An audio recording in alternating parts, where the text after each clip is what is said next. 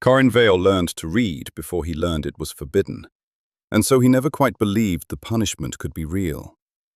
He crouched now in the blue half-dark at the reef's edge, where the 99th Warren gave way to the drowned ruin the old ones called the Foundering.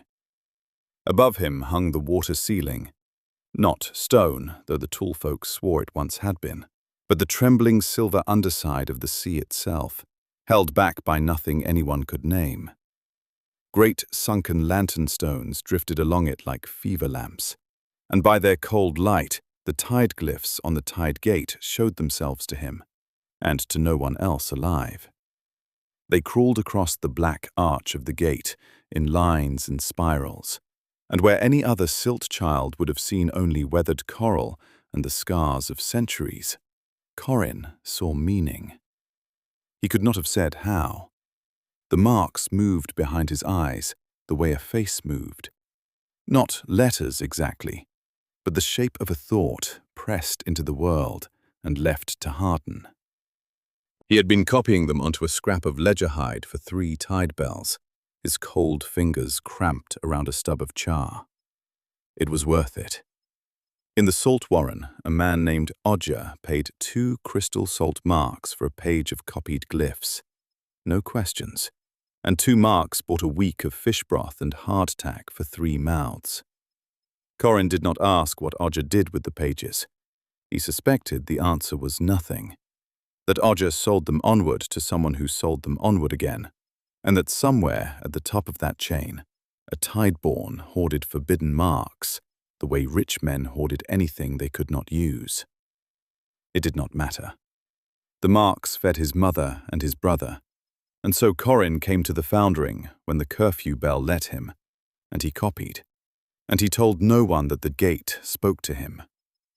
He was nearly done when the gate opened.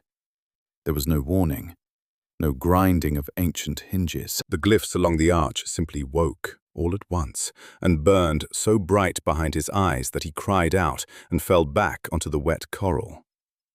A seam split the black stone from crown to base. Beyond it was not the warren, not the water ceiling, not anything Corin had a word for. Only a darkness that had weight, a cold that smelled of iron and rot and the far ocean. And against that darkness a shape came walking. It was a man, or had been. He was impossibly tall, taller than any tideborn Corin had ever cowered before. And he came bent and staggering, one hand pressed to a wound in his side that leaked something darker than blood. His robes were the grey of deep water.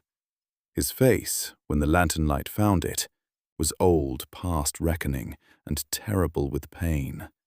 And his eyes were fixed on Corin, as though he had crossed the whole drowned world to find precisely this boy, crouched in the muck with a stolen page in his fist. "You," the old man said. His voice came out ruined, wet. "You can see them. Of course you can." Corin could not move. Every part of him screamed to run, and none of it obeyed. The old man crossed the space between them faster than a dying thing should, and seized Corin's hand and forced something cold onto his finger.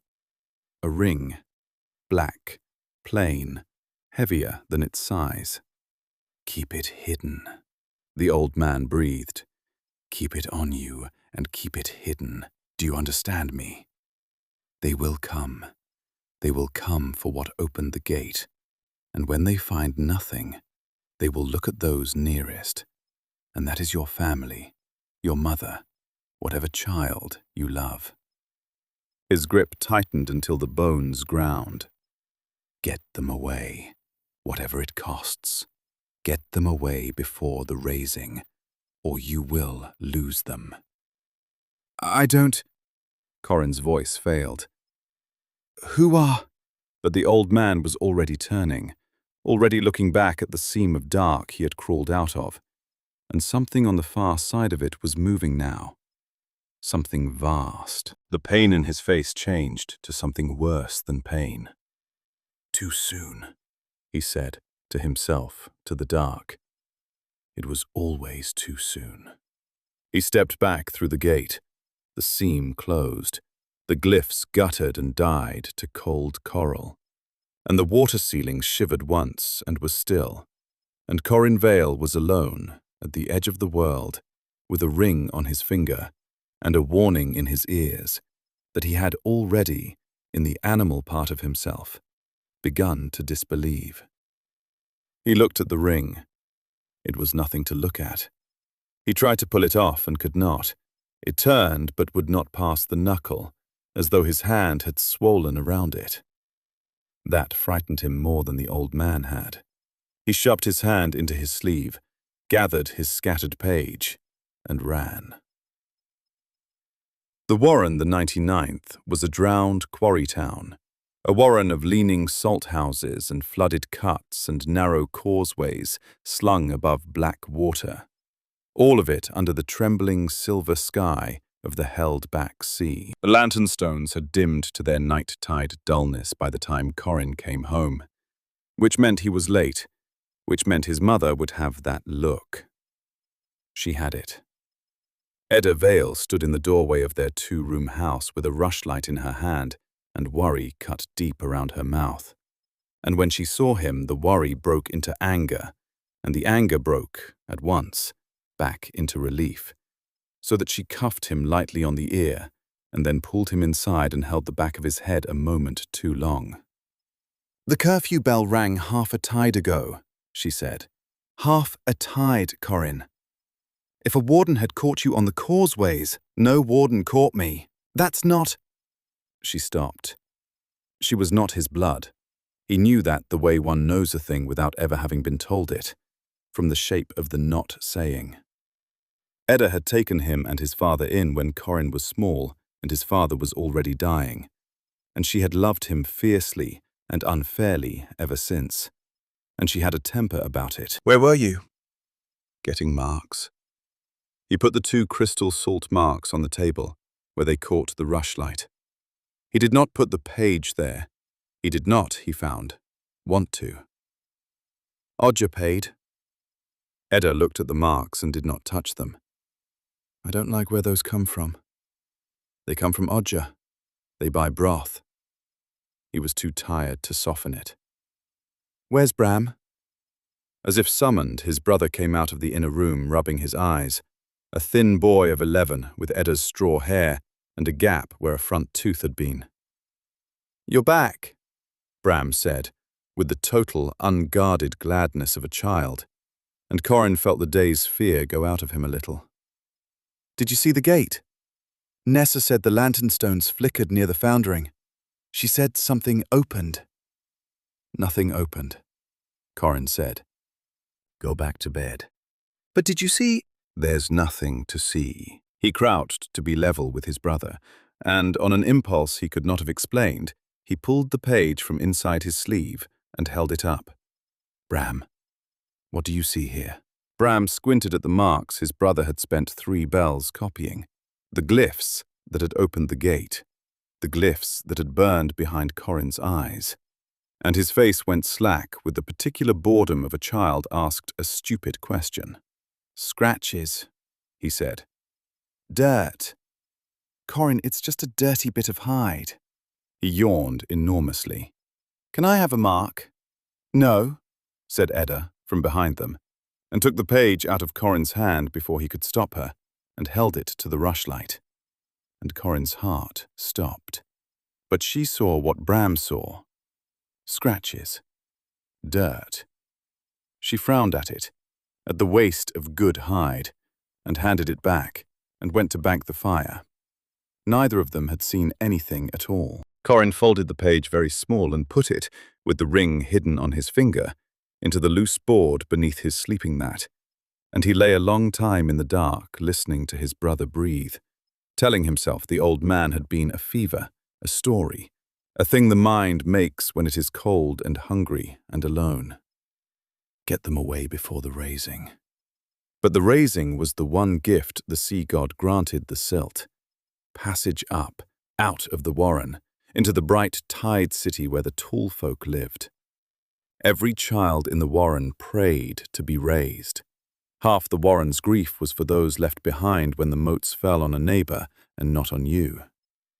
You did not run from the raising. You wept if it passed you by. He told himself the old man had been a fever, and he almost believed it. And the tide bell for the morning work rang before he had believed it all the way. The raising came the next day, as if it had been waiting for him. The whole warren was herded to the square before the second work bell. Every silt from the leaning houses and the flooded cuts, driven out by the warden's bells and the warden's dogs, and the flat menace of the wardens themselves, who walked among the crowd in their pale coats and looked at the packed, stinking, frightened silt the way a man looks at a catch not yet sorted. Corin kept Bram's hand in his, and Edda close on his other side. Near them stood his uncle Harl, a big, slow, gentle quarryman, and his aunt Nessa, small and sharp and forever afraid. And the fear in Nessa's face today was worse than usual, and Corin found he could not look at it. At the head of the square rose the steps of Maragard, a broad dais of white stone that the silt were forbidden to climb, and above the dais floated the deep lantern, the greatest of the lantern stones, a cold sun the size of a house. On the dais waited the wardens of the 99th, and Corin's eyes went, as they always went, to the two he feared. The first was Warden Trevane, who did the warren's beatings and enjoyed them. He was tall even for a tideborn, and beautiful in the cold tideborn way, and he smiled a great deal. The second was Castellan Meru, the senior warden, who never smiled at all, and whom Corin hated with a purity that predated reason, because Castellan Meru had killed his father. Corin had been 6. He remembered almost nothing.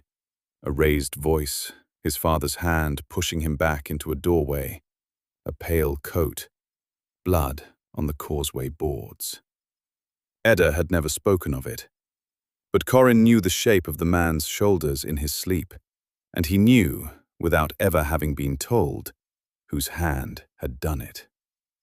A ripple went through the crowd, and Corin felt it before he understood it. A pressure entering the square. A third figure had come onto the dais, robed and hooded in a size white, and where she walked, the very air seemed to lean away. When she put back her hood, her eyes were solid gold, iris and white together, wet gold like something poured. She did not speak aloud. Her voice arrived inside the skull of every silt in the square at once, gentle and vast, and utterly without mercy. "Children of the mercy beneath," said the voice in Corin's head, in everyone's head.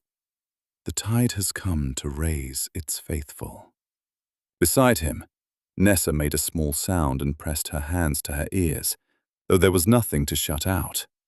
Corin's teeth ached with the pressure of the golden-eyed woman's attention. He kept his face still.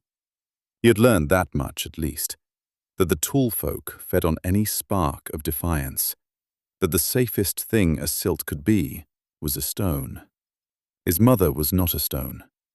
It happened fast, the way the worst things did. A warden, Trevane, moved down off the dais and into the crowd, sorting, and he stopped before Edda, and he looked at her the way he looked at everything, and he said something low that Corin did not hear, and Edda's chin came up, and Trevane smiled his wide smile and struck her across the face with the back of his ringed hand, hard enough to open her lip, hard enough to drop her to one knee on the wet stone. Corin moved. He did not decide to move. His body simply started forward, and only Harl's huge hand closing on his shoulder stopped him. Harl, who had lost people to raised hands before, who knew exactly what happened to a silt who lifted his own. "Don't," Harl breathed, so quiet it was barely sound. "Boy, don't. He wants it." He wants you to. And Corin understood, cold and sudden, that Harl was right. Trevane was watching him now, over Edda's bowed head, waiting, smiling, the way a man smiles at a snare he has set well. To move was to give them a death. To move was to give them Bram's death, Edda's death, his own. Corin stood and shook and did not move, and Trevane, disappointed, turned back to his sorting. And it was the hardest thing Corin had ever done, and he did not yet know that it was only the first of many. Edda got up, blood on her lip. She did not look at Corin, because to look at him would have been to break, and she would not break in front of them. She reached back and found Bram's other hand. "Let the tide choose," said the golden voice. The deep lantern brightened. From it drifted down a slow fall of light, motes, pale and soft as ash, sinking through the heavy air over the packed crowd, settling here and there on an upturned face, a shoulder, a child. Where a mote settled, it clung and glowed, and the marked silt were the raised, the chosen, the fortunate. And around each of them the unmarked drew back in envy and in grief. A mote drifted down and settled on Edda's straw hair, and glowed. A second settled on Bram's shoulder, and glowed. Corin felt his heart leap. "Raised! They're raised! They're getting out!" And he turned to his brother with the beginning of a smile. And Bram was looking up at him, waiting, the mote light soft on his small, glad face. And Corin waited too, for the third mote, for the one that would fall on him. Because they went up together. Families went up together. That was the whole of the mercy. No mote fell on Corin. He stood in the settling light with his mother marked, and his brother marked, and himself unmarked. And the crowd around them was already drawing back. And somewhere above them, the golden-eyed woman turned her poured gold eyes down through the whole square, and found him, and held him. And Corin understood that something was wrong, in a way that had a shape he could not yet see. "He is not of the blood." The golden voice did not shout it. It laid the words down in every skull in the square, like a hand laid flat on a table. And a sound went through the crowd, not a cry, something lower. The sound a body makes when it is struck in the belly. Corin did not understand. He looked at the motes glowing on his family, and the bare air over his own head, and he said, "I'm with them. I'm theirs. I'm—" And his voice was lost. Because the golden-eyed woman had descended from the dais and was coming toward them through the crowd that parted before her like water. And in her hand was a small torch that burned with no smoke and threw a light that was not light. She raised it, and where its glow fell on the marked silt, Corin saw, everyone saw, thin lines wake beneath their skin, red threads of bloodlight, running up out of the earth and into each raised body and onward, kin to kin, a whole warren's tangled inheritance made visible. The threads ran through Edda, they ran through Bram. Bram's threads and Edda's threads twined together and ran back into the crowd toward Nessa, toward a dozen cousins, a whole web of shared blood glowing red in the false light. Not one of those threads touched Corin.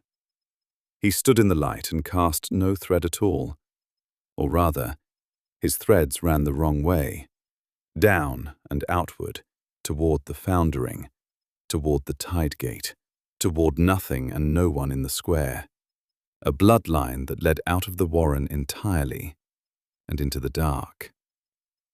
"The tall folk's torch traces the blood," the golden voice said, gentle for the whole square's instruction. "The raising gathers the blood of the raised.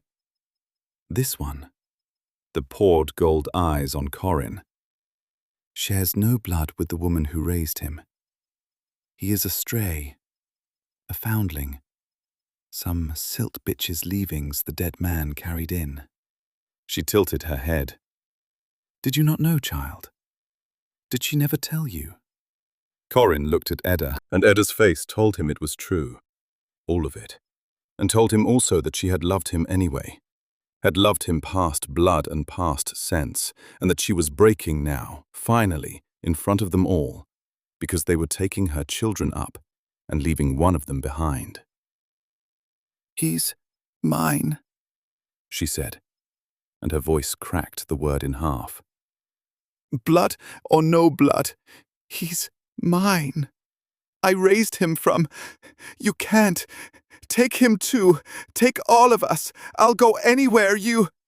"The blood does not lie," said the golden voice, and there was no cruelty in it, which was the worst of all. Only the flat certainty of a system doing what it was built to do. The raised go up. The blood goes up. The poured eyes moved off Corin as though he had ceased, in that instant, to exist. "Come, faithful. The tide has chosen you. Rise to the mercy beneath." And it took them. There was no dragging. That was the horror of it. The golden woman laid her will on the marked silt, the way she had laid her voice on the square. And Edda, and Bram, and Nessa, and the glowing others simply turned, against their weeping, against Edda's screaming, and walked toward the forbidden steps, up out of the warren, up toward the bright, drowned city, drawn like iron to a stone they could not resist. Bram twisted around as he went. His small face was wide with terror and with the beginning of understanding, and he reached back over the heads of the crowd toward his brother, and he screamed Corin's name, and Corin lunged for him and was caught. Harl again. Harl's arms around him now, Harl holding him back from the pale coats that would kill him if he touched the steps. Harl's voice broken in his ear saying, "You can't. You can't. You'll die and they'll still go. You can't." "Bram!" Corin howled. "Bram!" But the tide had them, and the steps took them, and his mother and his brother went up into the light and did not come down, and the moats guttered out, and the golden-eyed woman was gone, and the wardens turned to dispersing the crowd with their bells and their dogs, and it was, to them, an ordinary raising day. Some raised, some left behind. The left behind wept. This was known. Corin knelt on the wet, white stone at the foot of the forbidden steps until Harl hauled him up, and Nessa was gone. Nessa had been raised. Corin understood with a lurch that Harl had lost his wife on the same stroke that Corin had lost his mother. And the two of them, the auntless uncle and the motherless stray, walked back down into the dark of the warren together, holding each other up. Corin's hand was in his pocket. The ring was on his finger. "Get them away before the raising, or you will lose them." He had lost them. He had disbelieved a dying god's warning because it was easier, because he was cold and hungry and 16, and he had lost them. He did not weep again. Something in him had gone past weeping into a colder country, and it would be a long time before he came back out of it. And when he did, he would not be a boy any longer. They came for him that same evening. Corin had gone back to the empty house because there was nowhere else to go. He sat in the dark among his mother's things, her chipped bowls, Bram's worn wooden fish, the smell of them still in the blankets. And he did not light the rushlight. And he turned the black ring on his finger and thought about the old man's face when he said, "Too soon." He was still sitting there when the door opened without a knock, and two wardens came in with a hand lantern, and one of them was Trevane, and the other was Castellan Meru. "The stray," said Trevane, pleased. "I hoped it would be the stray." He looked around the mean little room with distaste. "You're to be out.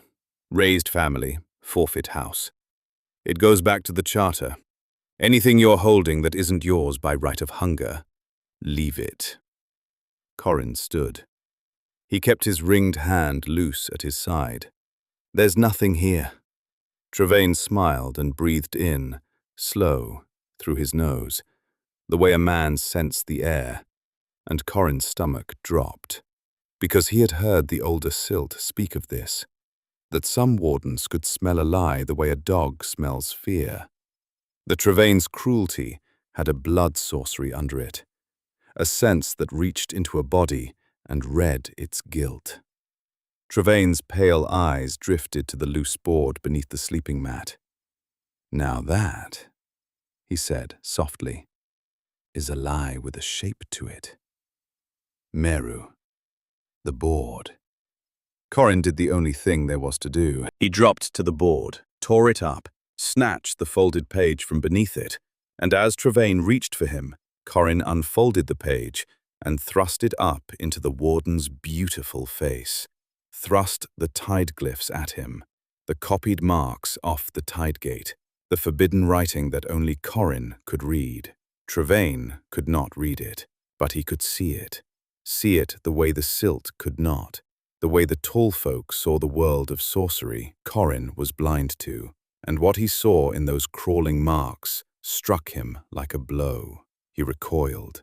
He made a sound Corin had never heard a warden make, and his hand came up to shield his eyes, and for one instant the great, cruel, beautiful Warden Trevane flinched away from a scrap of hide in a starving boy's fist, as though it were a live coal.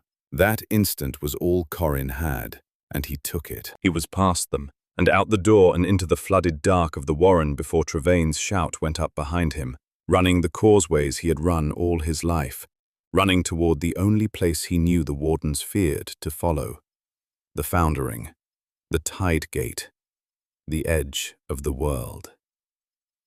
And as he ran, the ring woke. It came without warning, the way the gate had opened, a cold spreading up from his finger into his hand, his arm, behind his eyes, and there, in the dark before him as he ran, glyph surfaced. Not on the gate, in the air, in his own sight. A line of tide glyphs he could read as easily as his own name, glowing where no one else could see them, and they said, in the shape language that lived behind his eyes, "You are Corin Sarnholt. This is the Salt Ledger. You bear the gift unopened. You are of the brine deep." He faltered. The name went through him like cold water. Sarnholt, not Vale. A name he had never heard and knew at once was his father's, the thing the dead man had hidden. And in faltering he lost a stride, and a stride was all it took. Castellan Meru came out of a side cut ahead of him, moving with the impossible tide-borne speed, and there was no shoving a page in his face, no running now. And Corin had a half-instant to look into the eyes of the man who had killed his father, before Castellan's fist took him across the temple, and the drowned world went out like a snuffed lantern. The last thing he saw was the water ceiling, silver and trembling, very far above. The last thing he thought was, "He killed my father, and now he has me too. And I never even asked him why." He woke chained on the dais at dawn, and the whole warren had been herded out again to watch. 2 mornings, 2 herdings, the Silt were exhausted and terrified and resentful, and Corin, kneeling in irons at the foot of the steps where his family had climbed and vanished, understood that he was the lesson. The gate had opened. Something had opened it. The wardens had hunted the cause and found nothing, and now they had a stray with no blood and a page of forbidden glyphs, and it did not matter in the least whether he was truly the cause. He would serve. A warren was governed by fear, and fear needed feeding, and Corin Sarnholt was today's meal. Castellan Meru read the sentence in a flat, carrying voice. Sorcery theft, gate breaking, the possession of glyphs forbidden to the low. and Trevane stood by with a coiled brine lash in his hand and could not stop smiling. And Corin, who had gone into the cold country and not yet come out, lifted his head and looked at the crowd of his own people, and something reckless and ruined in him made him speak. "They took my mother," he said, and his voice carried further than he expected in the terrible silence. "They took my brother. They tell you it's mercy. Ask them why the raised never send word down. Ask them why no silt ever climbed those steps and came back to—" Trevane's lash took him across the mouth, and he tasted blood and stopped. "Enough," said Castellan Maru quietly. And then, lower, meant for Corin alone as he crouched to check the chains. "Be still, boy. Say nothing more. For your own—" "You killed my father," Corin said, through the blood. Castellan Maru's face did not change, but something moved behind his eyes, very fast, and he said, so quietly it was almost not there, "I know, and I will answer for it, but not today, and not to please them. If you have any sense left, you will let me give you the only mercy I can, and you will die quiet." His hand, hidden by his body from the dais above, touched Corin's chained wrist. And there was something in the touch, an offer, a promise of a quick, clean death before the lash could make it slow. "Let me," he breathed. "It's the last kind thing this place will hold." And Corin, cold, ruined, 16, with his family gone up the steps and his father's killer offering him a gentle death, spat blood at the pale coat and said, "No, make them watch you do it slow." He would understand, much later, what that refusal cost. He would understand that Castellan Maru had been trying to save him, that Castellan Maru had been the only ally in that square, and that his defiance forced the warden's hand toward a harder cruelty to break the muttering crowd. But he did not understand it then. Then, he only wanted to make it cost them something. It cost Harl and Nessa instead. To silence the crowd's muttering, to answer Corin's shouted question about the raised who never returned. The golden-eyed assize mistress returned, floating white above the dais. Chose an answer of blood. "The low do not question the tide," said the golden voice, and two wardens drew Harl and Nessa out of the crowd.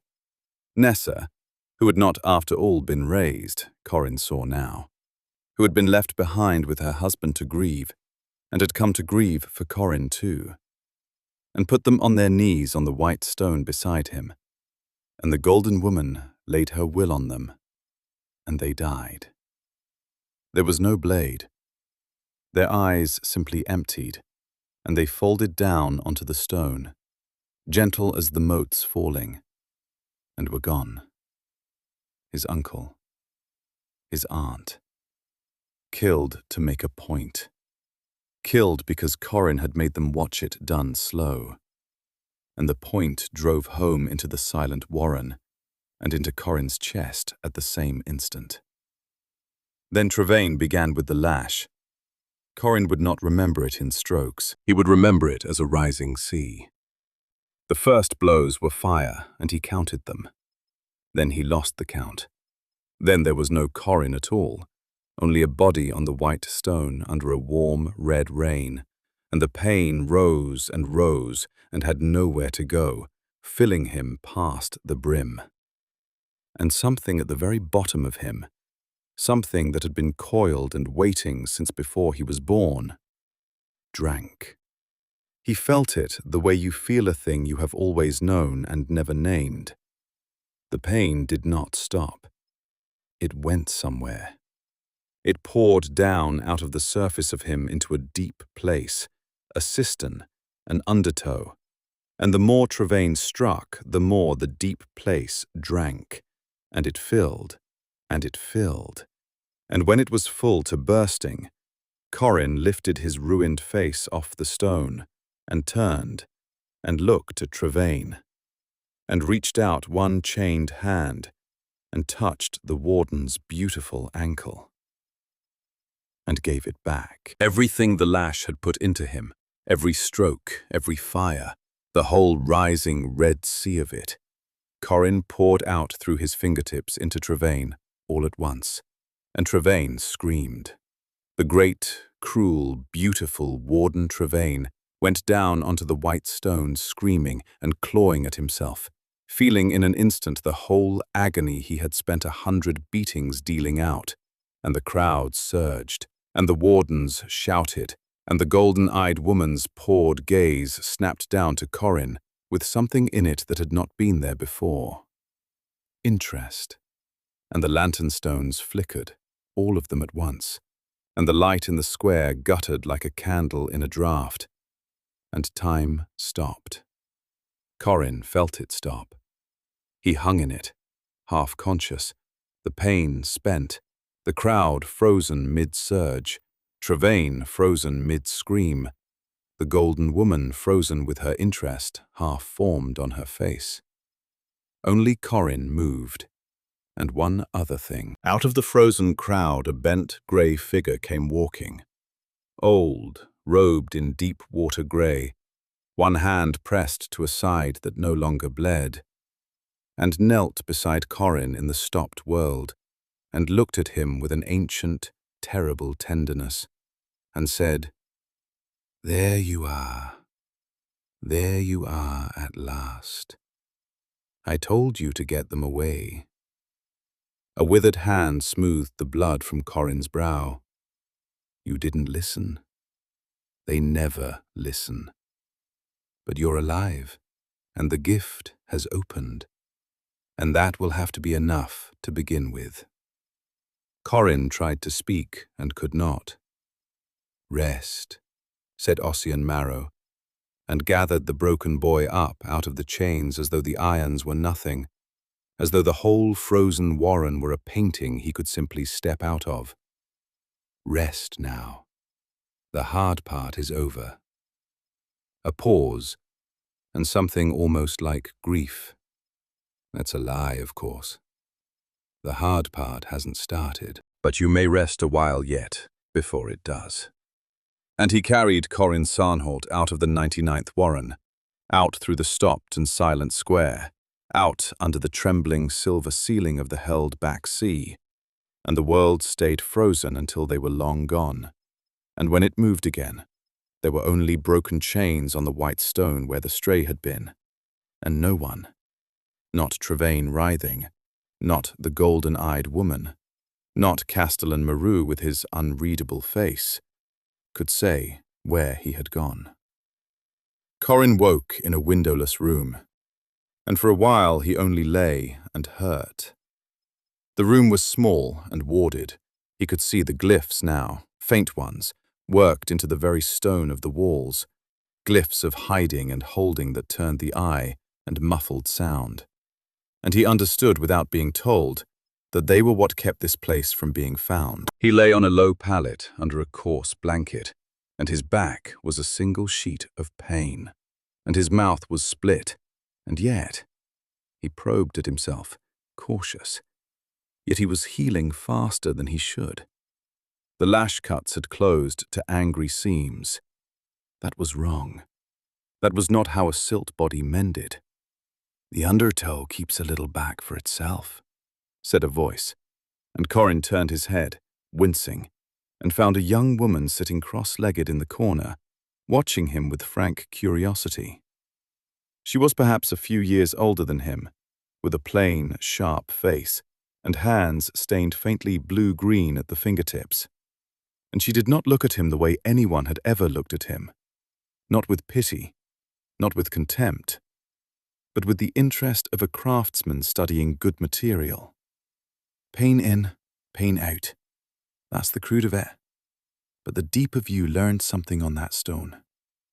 It learned to mend what it drank from. You'll heal like a tide-born thing now, faster even. It'll be useful." She tilted her head. "I'm Sella. I'm the one who'll be putting you back together, repeatedly, I'd guess, the look of you." "Where?" His voice was a ruin. "Where is this?" "Nowhere. That's rather the point. She uncoiled and came to crouch beside the pallet and studied his face. You want water. You want to know if your family's dead. You want to know who the old man is and what the ring is, and why the gate spoke to you and it speaks to no one. She counted them off on her stained fingers, not unkindly. He'll answer some of it, not all. He never answers all of it. She rose.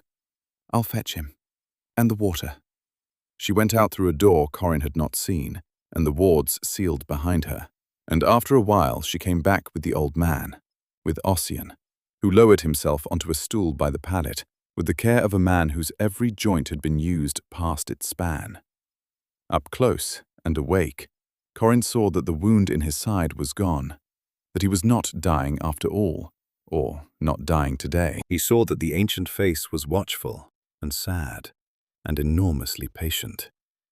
Drink, Ossian said, and Sella held the cup, and Corin drank, and it was clean and cold, and the best thing he had ever tasted. Now, ask. My mother. It came out first, past everything. My brother. Are they dead? No. Ossian said it plainly, and Corin's breath left him. Not yet. The Riesing does not kill at once.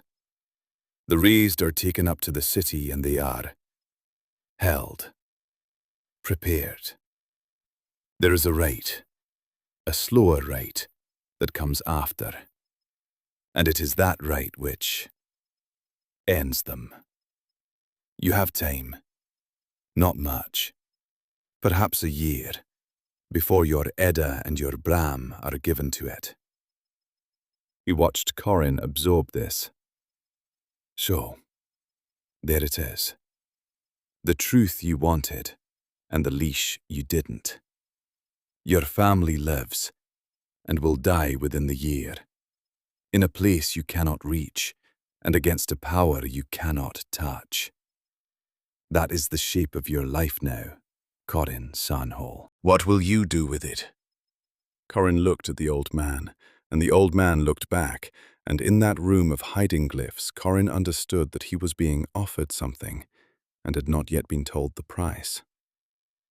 You saved me, he said slowly. You didn't have to.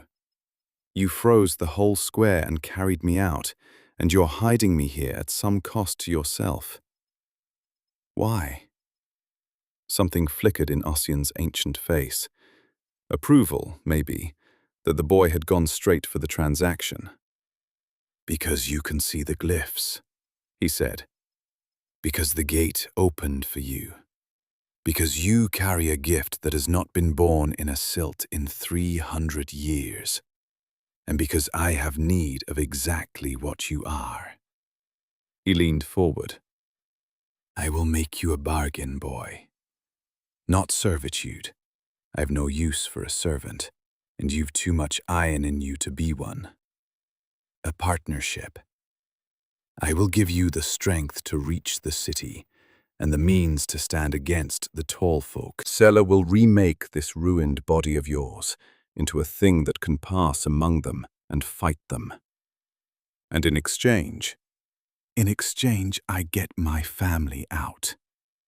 In exchange, Ossian said, you go into the city where I cannot easily go, into a certain house, and you become my eyes and ears in a place I have hunted the way into for a very long time.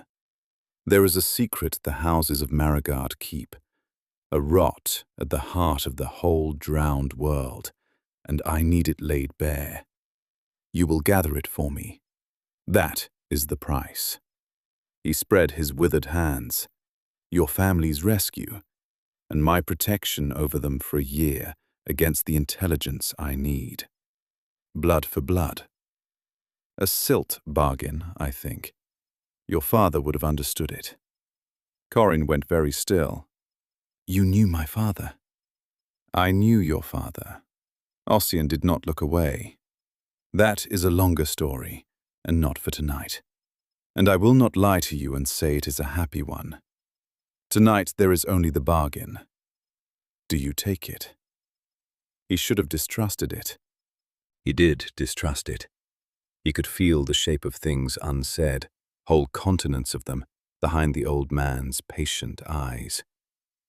But his family would die within the year, and this ruined ancient thing was the only power in the whole drowned world that had ever reached down to a stray silt and offered him a hand instead of a lash.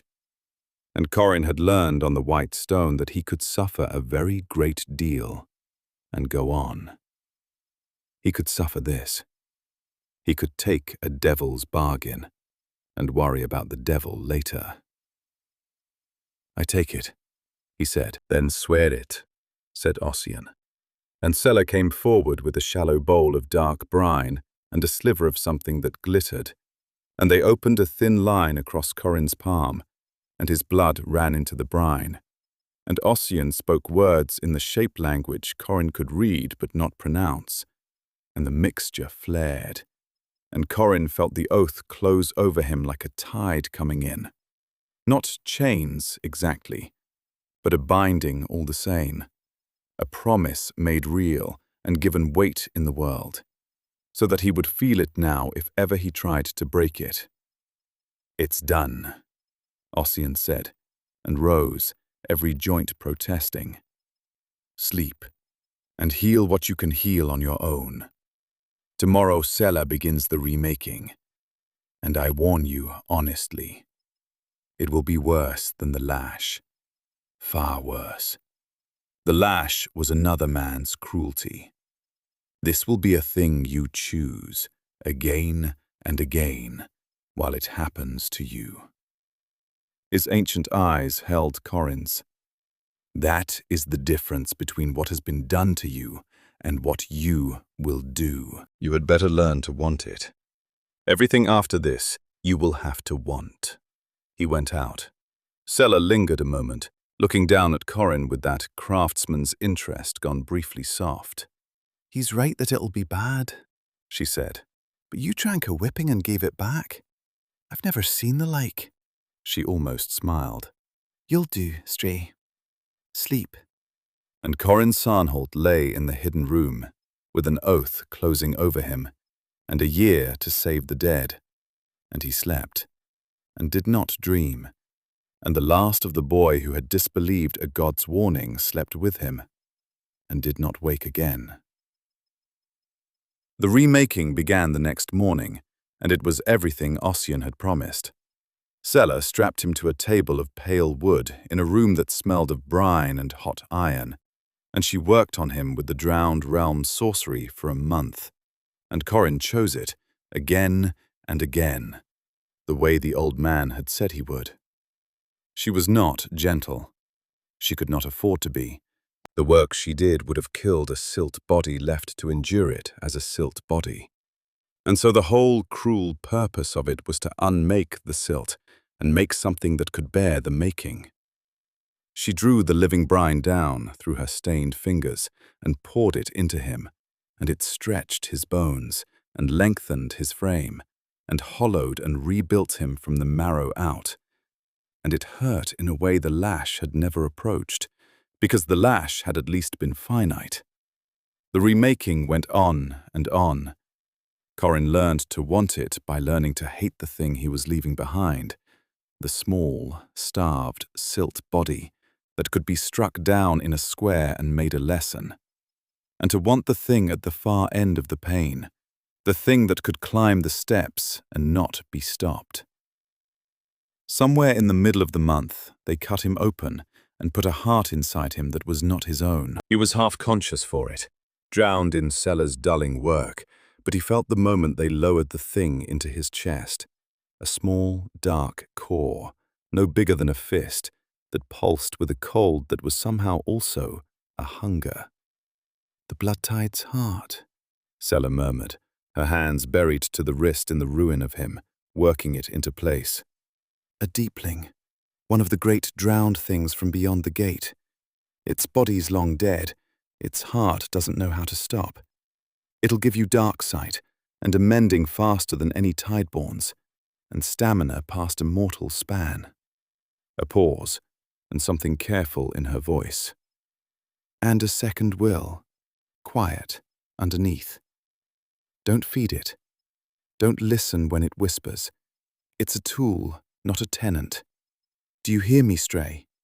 A tool. He heard her from very far away, and then the dulling took him under entirely, and he dreamed. He dreamed he was vast. He dreamed he moved through black water under a broken red moon, in an ocean with no ceiling and no bottom, and the drowned world spread beneath him ruined and enormous. Sunken towers, the bones of leviathans, the sealed and seething dark of something ancient that turned in its long sleep and did not quite wake. He dreamed he was hungry, with a hunger that had no end, and that he was the last warm thing in all that cold, the last ember of some fire that had burned the world before the sea came in. He dreamed a voice that was not Ossian's and not Sellers said, from the far side of everything, the last ember. The way a man names a thing he has been waiting a long age to find. He woke a month later, and he was taller. That was the first thing. The wrongness of the ceiling being closer, of his own hands hanging longer at his sides. He sat up off the table, and the wards on the walls swam into a new sharpness. He could see in the dark now, the room laid out in shades of grey, where before there had been only black. His back was smooth. The lash scars were gone. He was a head and more taller than the silt boy who had lain down, pale and long-limbed, and when he looked at his hands, he saw that the nails had a faint, hard sheen to them, almost like the tool folks. And he saw also that his forearms were scored with 4 long, healed claw marks he had not had before. He touched them, uncomprehending. "You did that," Sella said from the corner. She looked tired, worn thin by a month of work, but she watched him with a new wariness laid over the old interest. "In the dream, whatever you dreamed, the heart dreamed with you, and somewhere in the middle of it, you tore your own arms open with your own hands." She held his eyes. "The tool woke up a little. That's the risk of it. You'll want to remember that." She rose. "Stand. Walk. Get used to the reach of yourself." Ossian wants you when you can stand. He's decided you're ready for the truth, which means you're about to wish you'd stayed asleep.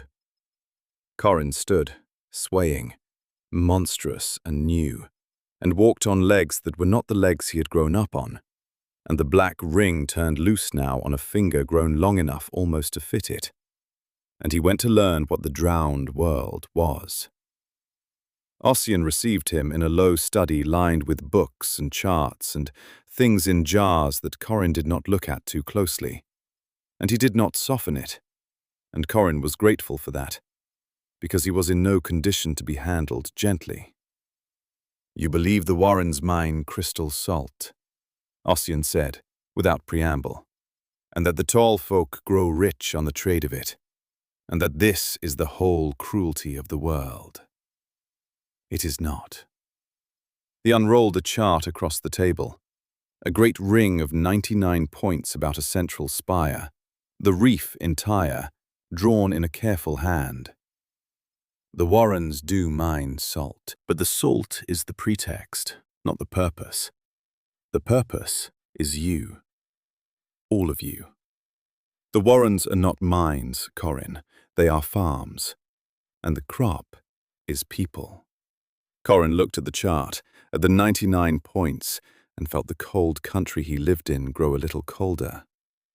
"The Aegis Reef is not natural, and it is not free," Ossian went on, quiet and relentless. "It is held.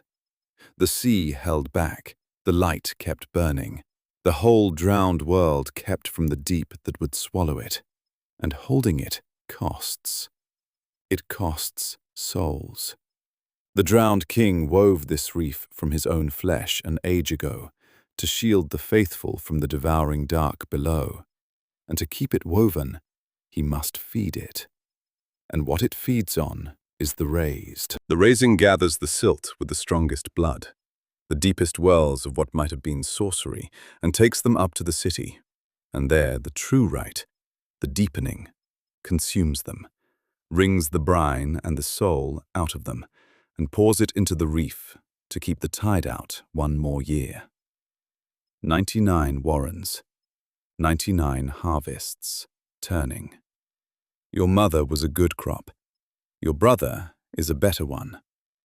That is why they were raised and you were not. You have no blood in this world's ledger, no thread the torch could trace. And so to the harvest, you are worthless. Ossian's ancient eyes did not leave him. You are the only silt in the 99th warren who was never going to be eaten. And you are the one who came to me. I have learned to distrust coincidence at my age, but I have also learned to use it. Corin sat with it, the mercy the whole warren prayed for, the steps every child dreamed of climbing. His mother, his brother, walking up into the light to be wrung out like rags and poured into a wall to hold back the sea. How many? He said. His voice had changed with the rest of him, gone lower. How long? Every year, from every warren, for longer than there have been men to count it. Ossian rolled the chart closed. You wanted the size of the thing you've sworn to fight. There it is. It is not a cruel warden or a wicked house. It is the world.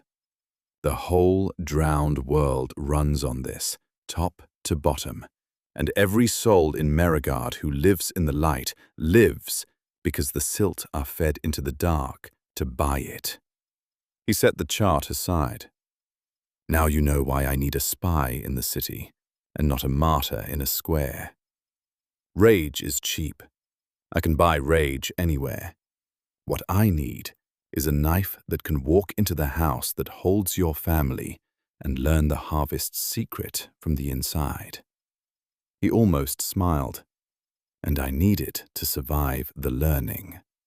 Which brings us to your training. Come, there's someone you should meet. The only other soul in this place who started where you started. He led Corin down through the warded halls to a wide, low chamber floored in packed sand, a training hall. And there, hurling a knife end over end into a wooden post with lazy accuracy, stood a boy about Corin's own age, remade like Corin, tall and pale and long-limbed, but wearing it easily, as though he had been born to the reach of himself. He turned when they came in and grinned, and the grin was pure silt, warren-bred, unmistakable under the tide-born face. So the whipped one lives, he said. Sella said you might not. She takes bets, you know. She had you dying twice. He crossed the sand and put out a hand, frank and unbothered, the way one silt greets another when the tall folk aren't watching. Wick, 91st Warren before all this. You? Corin. He took the hand. The grip was real. 99th. Neighbours, near enough. Wick's grin widened. Good. I was getting tired of being the only one here who remembers what fish broth tastes like. He jerked his chin at Ossian. Did he give you the speech? The farms, the harvest, the whole world eats us. He gives it better the second time. First time I threw up. He said it lightly, but his eyes weren't light at all, and Corin saw in them the same cold country he lived in. Saw that Wick, too, had lost someone to the steppes, and had learnt to carry it grinning. Anyway, you're the new material and I'm the old material, and Sella's going to spend the next while trying to kill us both to see what's left. Welcome. It's terrible here. You'll fit right in. Corin looked at the sand floor, the wooden posts scored deep with knife work, the wards muffling the world outside, and he understood that his training had begun, and that this grinning, ruined boy from the 91st Warren was, against all sense, about to become the first friend he had had since the steps took everything else. "When do we start?" Corin said. "Oh," said Sella from the doorway, cracking her stained knuckles. "We've started." She meant it. What followed was weeks Corin would afterward remember only as one long, escalating bruise. And at the end of them, he had killed a man, and he was not the same. Sella's method was simple and mad. She meant to teach the undertow by feeding it, and the undertow fed on pain, and so she arranged for pain. She brought in tide-born fighters, hard, scarred mercenaries of the middle sort, the kind a hidden network could hire and disappear, men who did not know or care who Corin and Wick were, and had been paid to hurt them short of killing. She put Corin and Wick in the sand against a whole crew of them, again and again, and she watched, and she corrected, and she healed the worst of it at night, so they could rise and be broken again in the morning. Corin learned the rules of the undertow, the way one learns anything that will kill you if you learn it wrong. It filled with inflicted pain, his own, absorbed, poured down into the deep cistern of himself. It could be given back all at once through touch, skin to skin, the whole stored sea of agony poured out into a foe in an instant. The trick he had used on Trevane without knowing it. But it emptied completely when he used it, spent, dry, unable to fire again until he had filled it anew, and in the gap between spending and refilling, he was only a tall, pale boy with no innate strength at all, and that gap could kill him. So he learned to husband it. He learned to take a beating and hold it, to let a mercenary's blows fill the cistern and not spend it too soon, to wait, watching, absorbing, until the moment the give-back would end a fight rather than merely interrupt one. He learned that varied pain fed it deeper than the same pain repeated, that the cistern grew when he suffered in new ways and stagnated when he suffered in old ones, so that Sella, understanding this, made sure he never suffered the same way twice. And he learned, watching Wick, what it looked like to be good at this. Wick was ruthless in the sand in a way Corin was not.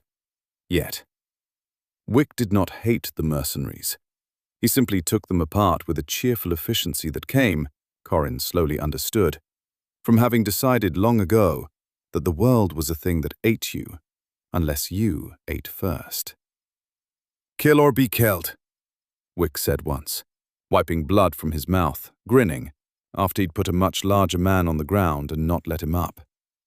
"That's the whole of it down here. He'd have done it to us. Sella pays them enough to try. You keep waiting for a rule that says otherwise and there isn't one. There's just who's still standing." He offered Corin a hand up out of the sand. "You'll get there. You've got the harder road. You can't out-muscle anyone. You've got to out-suffer them. But that's a road, if you're willing to walk it, and stray." His grin went briefly, terribly sincere. "I don't think there's much you're not willing to suffer. I saw your back the day they brought you in." The first man Corin killed, he killed with the undertow. It was the end of the last gauntlet, and it was not meant to be a killing. Sella had set the crew on them full and hard to see what they had become, and Corin had taken the whole session's beating down into the cistern and held it, waiting, husbanding, the way he'd learned. And a mercenary with a short blade had gotten past Wick and inside Corin's guard, and had the blade at Corin's throat and real murder in his eyes, paid or not. And Corin had done the only thing there was to do. He'd got a hand on the man's bare wrist and given him everything at once. Weeks of it, every blow, every break, every burn of the living brine through his remade nerves. The whole stored sea, poured out through his palm, into one man, in one instant. The mercenary did not scream. There was no time to scream. His eyes emptied the way Harl's and Nessa's had emptied on the white stone, and he folded down onto the sand and he was dead, killed by a single touch, killed by all of Corin's own pain given back at once, and Corin knelt over him with an empty cistern and shaking hands, and understood that he had crossed a line he could not uncross, and that some cold part of him, the part that had spat blood at Castellan Meru, was not sorry. Wick crouched beside him, didn't grin this time, just gripped the back of his neck, silt to silt, and said, "There, now you know. It gets easier, and it never gets easy. And both of those are true, and you have to hold them at once, or it breaks you." He looked at the dead man without much in his face. "He'd have opened your throat." "You gave him back what he sold. That's the ledger balanced, near enough as this place allows." He stood and pulled Corin up with him. "Come on." Sellers grinning, which means we passed, which means the old man thinks we're ready for the thing that comes next, which is worse. It's always worse. From the doorway, Ossian watched the two remade silt boys stand together over the body in the sand, and there was nothing readable in his ancient face at all, except perhaps, very deep, the smallest flicker of something that might have been grief, or might have been satisfaction, or might have been both at once, the way the worst things so often were. "Yes," he said, "you're ready. Tomorrow, you touch the deep." The thing Ossian produced the next morning was a pearl. It sat in his withered palm, black and perfect and the size of a plum, and it drank the light of the study rather than reflecting it, so that looking at it too long made Corin's eyes ache the way the frozen square had. "The depth pearl," Ossian said.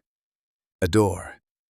Beyond it lies the sixfold deep, the source of all true sorcery, the place the drowned realms touch our own. You will each go in. You will each find, if you are worthy and if you are lucky, a deep to which your soul is kin. And you will draw from it, and you will come out, able to work sorcery in the world." He set the pearl on the table between them. "I will tell you the one rule that matters. In there, do not think. Thought is the surface of you, and the surface is not what the deep answers to. Do not reason your way through the doors. Sink beneath reason, beneath sense, down to the thing under both, and let that choose. Reason, in the sixfold deep, is how men wander until they die."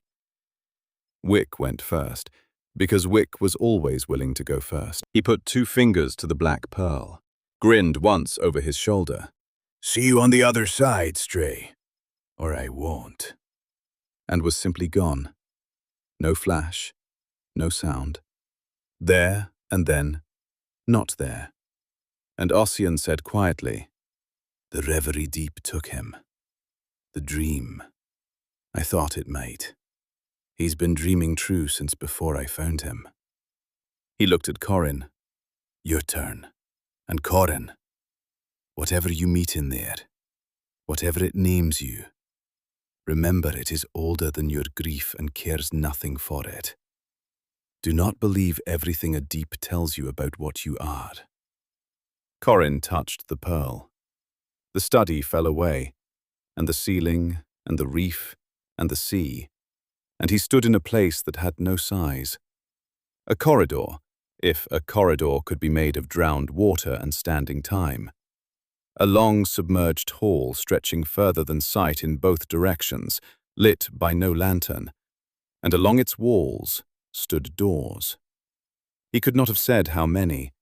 He counted 6, and then the counting slid off them, and he understood that to count was already to think, and that thinking here was the wandering Ossian had warned of. Down the impossible hall a figure came, and it was enormous. A drowned giant of pitted silver, its long face solemn and unspeakably old, and where it walked, the standing water bent around it. It stopped before Corin, and looked down at him for a long time out of eyes like sunken moons. "Small, warm thing," it said, and its voice was the voice from the beast dream, the voice that had named him under the broken red moon. "You came back. I have kept a door for you a long age, longer than the reef, longer than the one who wove it." It lowered its vast silver head. "I am Thalassar. I keep this deep. And you, I know you, though you do not yet know yourself. You are the last ember, the last warm coal of the fire that was before the water came. He hunts you, the drowned one who calls himself a king. He would put you out. I have hidden you from him a long time, small thing, in the only place he cannot reach, which is here, beneath thought, beneath the tide. And now you have come to claim it, and I may fade at last, having done the thing I stayed to do." The sunken eyes held a terrible tenderness. "I knew your father, San. He was warm too at the end. He asked me to keep the ember safe. I have kept it. Now you must keep it yourself." "My father," Corin began, and Thalassar laid one vast silver finger, gentle as fog, against his lips. "No thought," the giant said. "No questions. There is no time here, and no time to waste, both at once. Choose your door, last ember. Not with your eyes, not with your grief, with the coal at the bottom of you. Go." And Corin, who had learned on a white stone to suffer, and in a sand-floored hall to kill, and in a hidden room to want, did the hardest thing he had done, which was to stop wanting, stop reasoning, stop grieving, and simply sink. He let go of Edda and Bram, and the year that was running out. He let go of the harvest, and the oath, and the size of the thing he had sworn to fight. He went down past all of it, into the still, cold place beneath, the cistern, the deep of himself where the undertow drank and the stolen heart pulsed cold. And from down there, from beneath thought, something turned him. He did not choose the door. The door chose him. He walked the hall without counting and without seeing, and stopped where the coal at the bottom of him stopped, before a door of dark water shot through with slow red threads, threads like the ones the torch had woken in his family's blood. And he understood, from below understanding, that this was the brine deep, the deep of blood, and that it was his, and had always been his, and had been waiting. He opened it, and the deep came into him. It should have unmade him. He knew that even as it happened, knew that the drowned realms poured into a mortal soul more than the soul could hold, that this was why the tall folk spent years and rites and lives on the deepening before they dared it.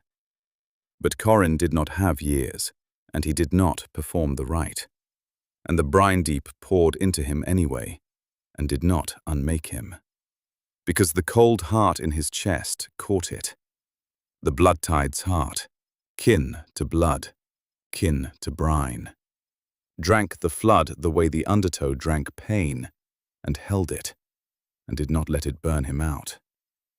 In the space where the tall folk built a wellspring slowly and carefully over years, Corin's formed all at once, wrong, anomalous, a reservoir of brine sorcery, kindled in a single breath around a stolen deepling heart. And Thalassar's sunken eyes widened as far as such ancient things could widen. "So," the giant breathed, So that is why the drowned king fears you. Not the ember only. The ember and the heart and the blood. 3 things that should never sit in one soul, sitting in one soul. Something like joy and something like terror moved across the vast, pitted face. Go back now, last ember. Go back and be careful, and trust the one who calls himself Marrow, less than you trust the coal at the bottom of you. And when the water comes in at the end of the world, remember that I kept you. Remember Thalassar kept the ember safe. The silver giant began to fade, thinning like fog burned off by a light Corin could not see, and Corin reached for it and closed his hand on nothing, and the 6-fold deep let him go. He came back into his body on the study floor, and hours had passed, though it had felt like a single held breath, and Ossian was crouched over him with a stillness that was almost fear. You have a wellspring, the old man said. It was not a question. His ancient eyes moved over Corin as though reading glyphs. You have a wellspring, and you performed no deepening, and you are not dead. That is not possible. That is not... He stopped himself, composed himself visibly, folding the fear away where Corin could not see it. The brine deep, he said instead, level now. Blood sorcery. Good. It suits you. And you're a wader, a true wader of the lesser sort, from nothing, in a single passage. He rose, and his voice was careful in a way Corin marked and stored. Wick chose the reverie. You chose the brine. It suits you both. Rest, and tomorrow we begin teaching you what to do with it, how to hold it, how to shield the soul that holds it, how to cast. You are a sorcerer now, Corin Sarnholt. A poor and dangerous and untrained one, but a true one. There has not been a silt sorcerer in... He paused. In a very long time. Thalassar knew my father, Corin said, watching him. He called me the last ember. He said the king wants to put me out. Ossian did not flinch, quite, but he went still again, the deep, old stillness. Thalassar keeps the brine deep, he said. He is ancient and cryptic, and he says a great many things, most of them true and none of them useful. Do not build a self out of a giant's riddles, boy. You are a sorcerer with a year to save your family. That is enough self to be going on with. He turned for the door, and there, without looking back, he added, and Corin could not tell if it was meant to comfort or to warn. But he is right that you are hunted. Everything I do from here is to keep you from being put out before you are strong enough to matter. Remember that. Whatever else you come to believe about me, I am keeping the ember lit. He went out, and Corin lay on the study floor with a deep inside him and a giant's 3 warnings turning behind his eyes. Trust the one who calls himself Marrow, less than the coal at the bottom of you. And for the first time he let himself wonder, seriously and coldly, what Ossian Marrow wanted the ember for.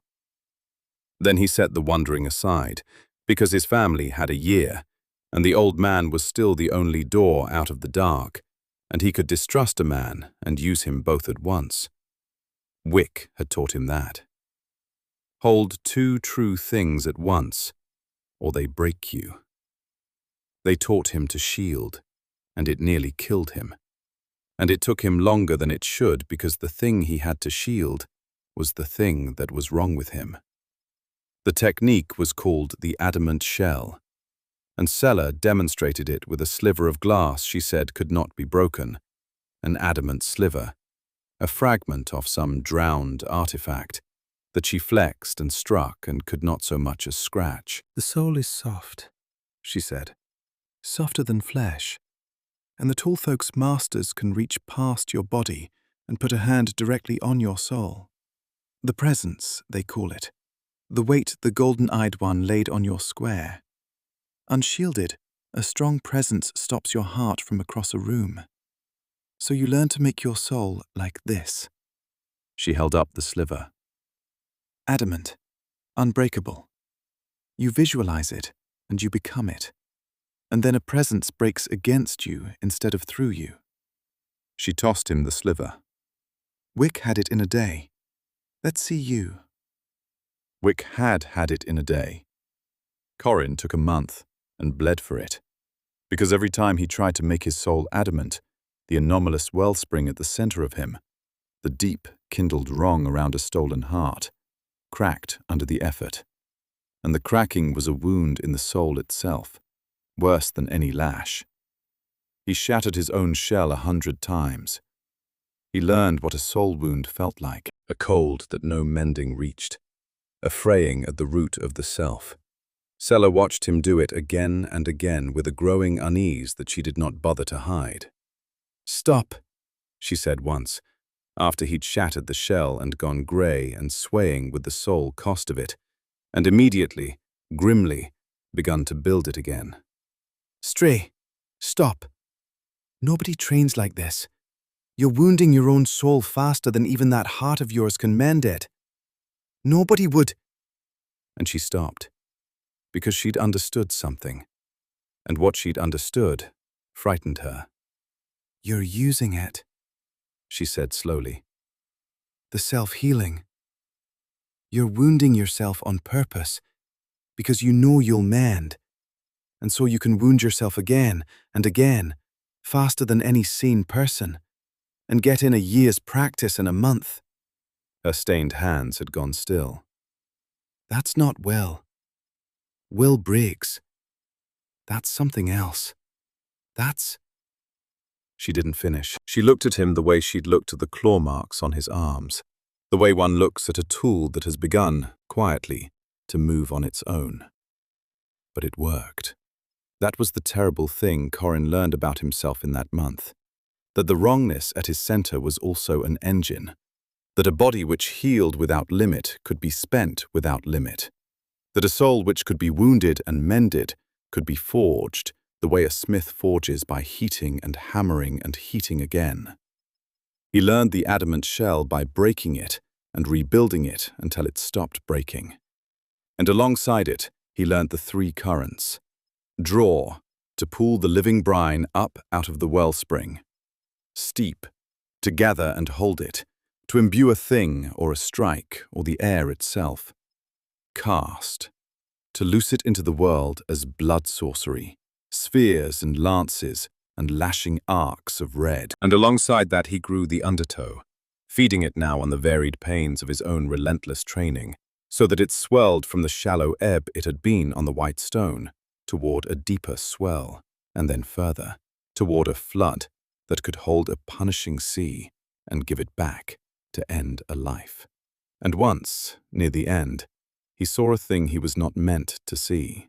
Sella was teaching, and a training board failed, and a lash of raw brine that would have burned Corin to the bone came loose in the hall. And Sella, fast as she was not fast enough, and Corin was not fast enough. And in the half instant before it struck, the whole hall simply stopped. Time stood, as it had stood in the square. And in the stopped world, Ossian was there, unhurried, closing one withered hand around the frozen lash of fire as though it were a length of rope, and unmaking it. And then he looked up and found Corin's eyes. Corin, who moved in stopped time now, who had learned to. And for one bare instant, the mask of the withered ancient man was not quite in place, and Corin saw underneath it something that made his stolen heart go cold. A power so vast and so old and so held back that Sella's sorcery beside it was a child's rushlight beside the deep lantern. Then time moved, and the lash was simply gone, and Ossian was simply not there. and Sella was staring at the place the fire had been, unaware anything had happened at all. Corin said nothing, but he stored it, the way he stored everything now, in the cold ledger at the bottom of him. He is not what he seems. He is holding back an ocean. Trust the coal beneath you less than... No, trust the coal, and trust the old man less, and use him anyway, and find out what he wants the ember for before he uses it up. You can hold the shell now, Sella said, that last day, watching him stand under a presence she cast at him, thin, controlled, nothing like the golden woman's, but real, and not fall. Her voice held that unease that had never quite left since she'd understood how he trained. Underweight, briefly. It'll break if a true master leans on you, but for passing among the middle sort of tool folk, it'll serve. You can shield, you can cast, and that undertow of yours is deeper than anything I've measured. She almost smiled, and didn't. You're ready to go into the city, Stray. God help the city. She sobered. We leave for Maragard in the morning, through the Warden's Spire. Corin. A pause. Your father's killer will be there. Castellan Meru holds the spire in the 99th. There's no other way up. Whatever you feel when you see him, you'll have to hold it. The way you held it when Trevain struck your mother. Can you? Corin thought of the pale coat, and the blood on the causeway boards, and the man who had touched his chained wrist and offered him a clean death he had thrown away. I held it once, he said. I'll hold it again. And then, because he had learned to be honest with himself even when he lied to everyone else. But I'm going to want to kill him. And someday, when my family's safe, I'm going to. Sella looked at him a long moment. Someday, she agreed quietly. You may find the ledgers more tangled than that. It usually is. And she left him to sleep, and in the morning they went up toward the drowned bright city. And the year that his family had left had already spent 2 months of itself, and Corin Sarnhall carried a deep and a stolen heart, and an oath, and a grief up out of the dark, toward the light that ate his people, ready at last to walk among the tall folk as one of them. The Warden's Spire rose at the reef's inner edge, where the 99th Warren gave onto the causeways up. A white tower whose base drank the Warren's crystal salt, and whose crown fed the lantern lifts to the city. There was no other way up that did not cross open reef under the eyes of the assize, and so they came to it at the dead of the tide bell. Ossian bent and grey, Sella cloaked, Wick and Corin remade and pale and passing, barely, for tall. They were 3 floors up the spire's inner stair when Corin's stolen heart went cold, and he knew, before the door above them opened, whose blood sense had found them. Trevain came down the stair. He was not the smiling man of the square. The undertow's given back agony had done something lasting to him, marked him, and his beauty had gone brittle, and his eyes had gone wrong. And when they lit on Corin, even remade, even taller, even pale, they knew him, the way a hound knows a scent under a change of coats. The Stray, Trevain breathed, and his ruined smile came back. Oh, they've dressed you up, but blood is blood, and yours screamed under my hand, and I'd know it anywhere. His hand rose, blood sorcery gathering red at his fingertips. You took something from me on that stone, silt. Let's see what I take back. He never cast it. A pale coat moved out of the shadow of the landing above, fast, tide-borne fast, faster than Trevain could turn, and Castellan Meru put a blade of white brine through Warden Trevain's back and out his chest, and held him there, close, almost tender, while the light went out of the ruined eyes. You were always going to be a liability, Trevain. Castellan said quietly to the dying man. Cruelty makes noise, and noise, in this work, gets people killed. He let the body slide off the blade and fold down onto the stair, dead. And then he turned to Corin, and there was the face Corin had hated his whole life, calm and unreadable in the lantern light. And Corin's whole remade body went taut with the thing he had promised Sela he would hold. He's ours, Sela said quickly, stepping between them. Corin, he's wake. He's been wake for years. He's the reason the spire's open to us tonight. He killed my father, Corin said. He did not move toward Castellan. He did not move away. His voice had gone to the flat, cold place. Wake or not. He killed my father on a causeway when I was 6. I did, said Castellan Meru. He did not look away, which Corin had not expected, and did not defend himself, which Corin had not expected either. Your father was San Holt, and he was hiding something the assize would have burned the whole warren to find, and he would not give it up. And I was young and sworn to the king, and I killed him for it, before I understood what I was part of. I have carried that a long time. I have spent every year since trying to be worth the thing I destroyed. I do not ask you to forgive it. I am telling you it is true, because you have had enough lies. His calm did not break, but something moved under it. And I will tell you one thing more, because you should carry it correctly and not comfortably. On the dais, I offered you a clean death. You spat at me and told them to make it slow. You meant to cost them something. But it was not them who paid, boy. It was Harl. It was Nessa. Your defiance made the crowd mutter, and a muttering crowd must be answered in blood. And so the Golden One took 2 of your own to quiet them. If you had let me give you the mercy I offered, if you had died quiet, they would have lived. He let that land, without cruelty, the way Ossian delivered truths. I am the man who killed your father. That is your grief to keep. But Harl and Nessa are partly your ledger, not only mine. And you will be a better weapon and a better man if you carry your true share of the dead, instead of hanging all of them on me. The stair was very silent.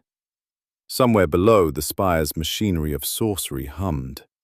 Corin stood with his father's killer's confession in his ears, and Harl's blood newly on his own account. And the flat, cold place in him wanted to reject it. To keep the ledger simple, he is the villain, I am the wronged. And could not, because it was true. And Corin had made himself into a thing that did not flinch from true things. I still mean to kill you, Corin said at last. Someday. When it doesn't cost me anything I need. I know, said Castellan Meru. You'd be a lesser thing if you didn't. Come. Trevaine's death will bring the assize by the next bell, and we have a city to reach before they close the reef. He stepped over the body of the man he'd killed to save them, and led them up into the crown of the spire, and Corin followed, carrying one more name in the cold ledger. And it was his own name he carried it under now, at least in part. And that was the beginning, though he did not know it yet, of Corin Sarnault becoming a man who could bear his own guilt instead of spending it on other people. In the crown of the spire, Ossian did the thing that Sela's whole sorcery could not have done. He took from his grey robe a small, dull object, a fragment, a remnant, Corin's glyphsite told him. A piece of some drowned artifact, worked with folding marks so dense they hurt to read.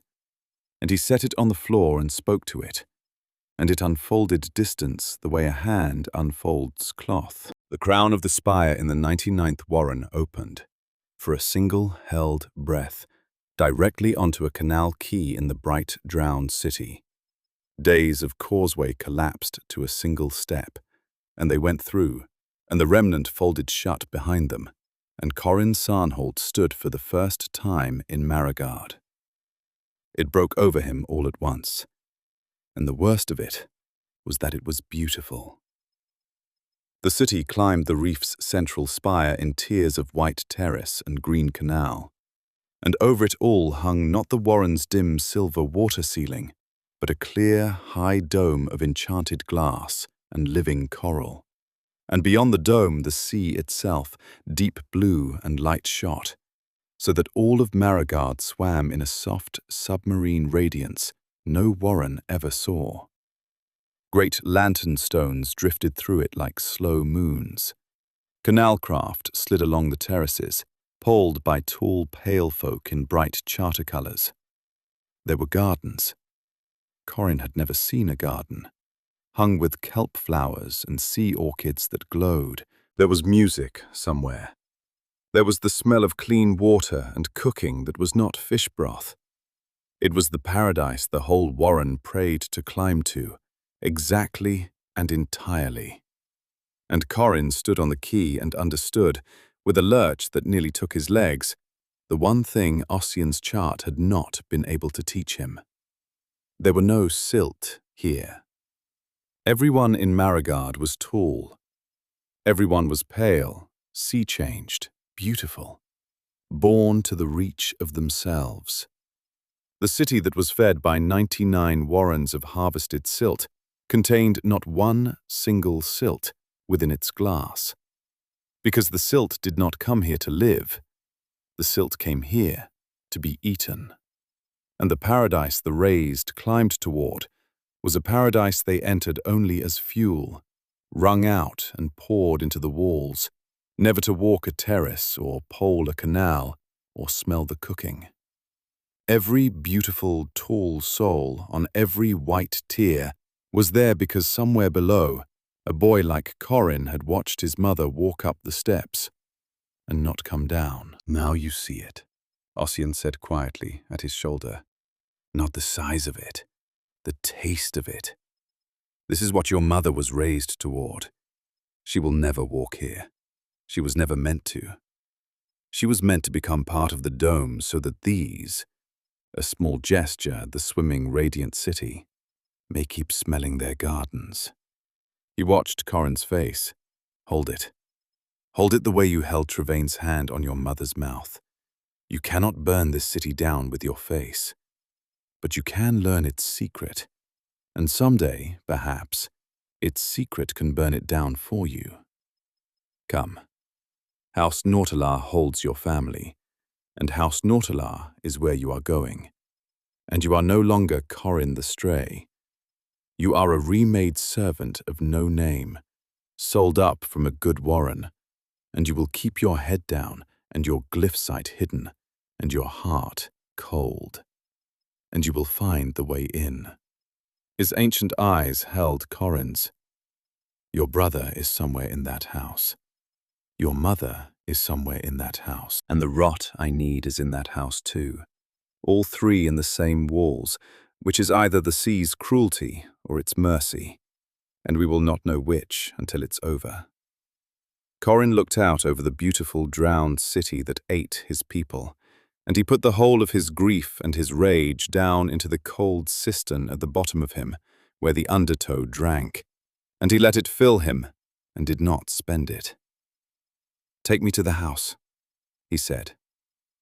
House Nautelar held the highest but one of Maragard's tiers, and its seat was the Pearl Keep, a spire of white and nacre that caught the dome light and threw it back in slow rainbows, so that the whole house seemed to breathe with a soft, cold fire.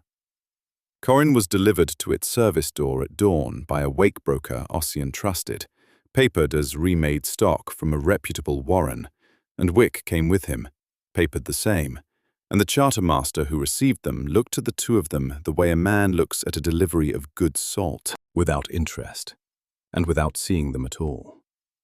Chartermaster Erid ran the household as a man runs a ledger, which was, Corin came to understand, precisely what he was.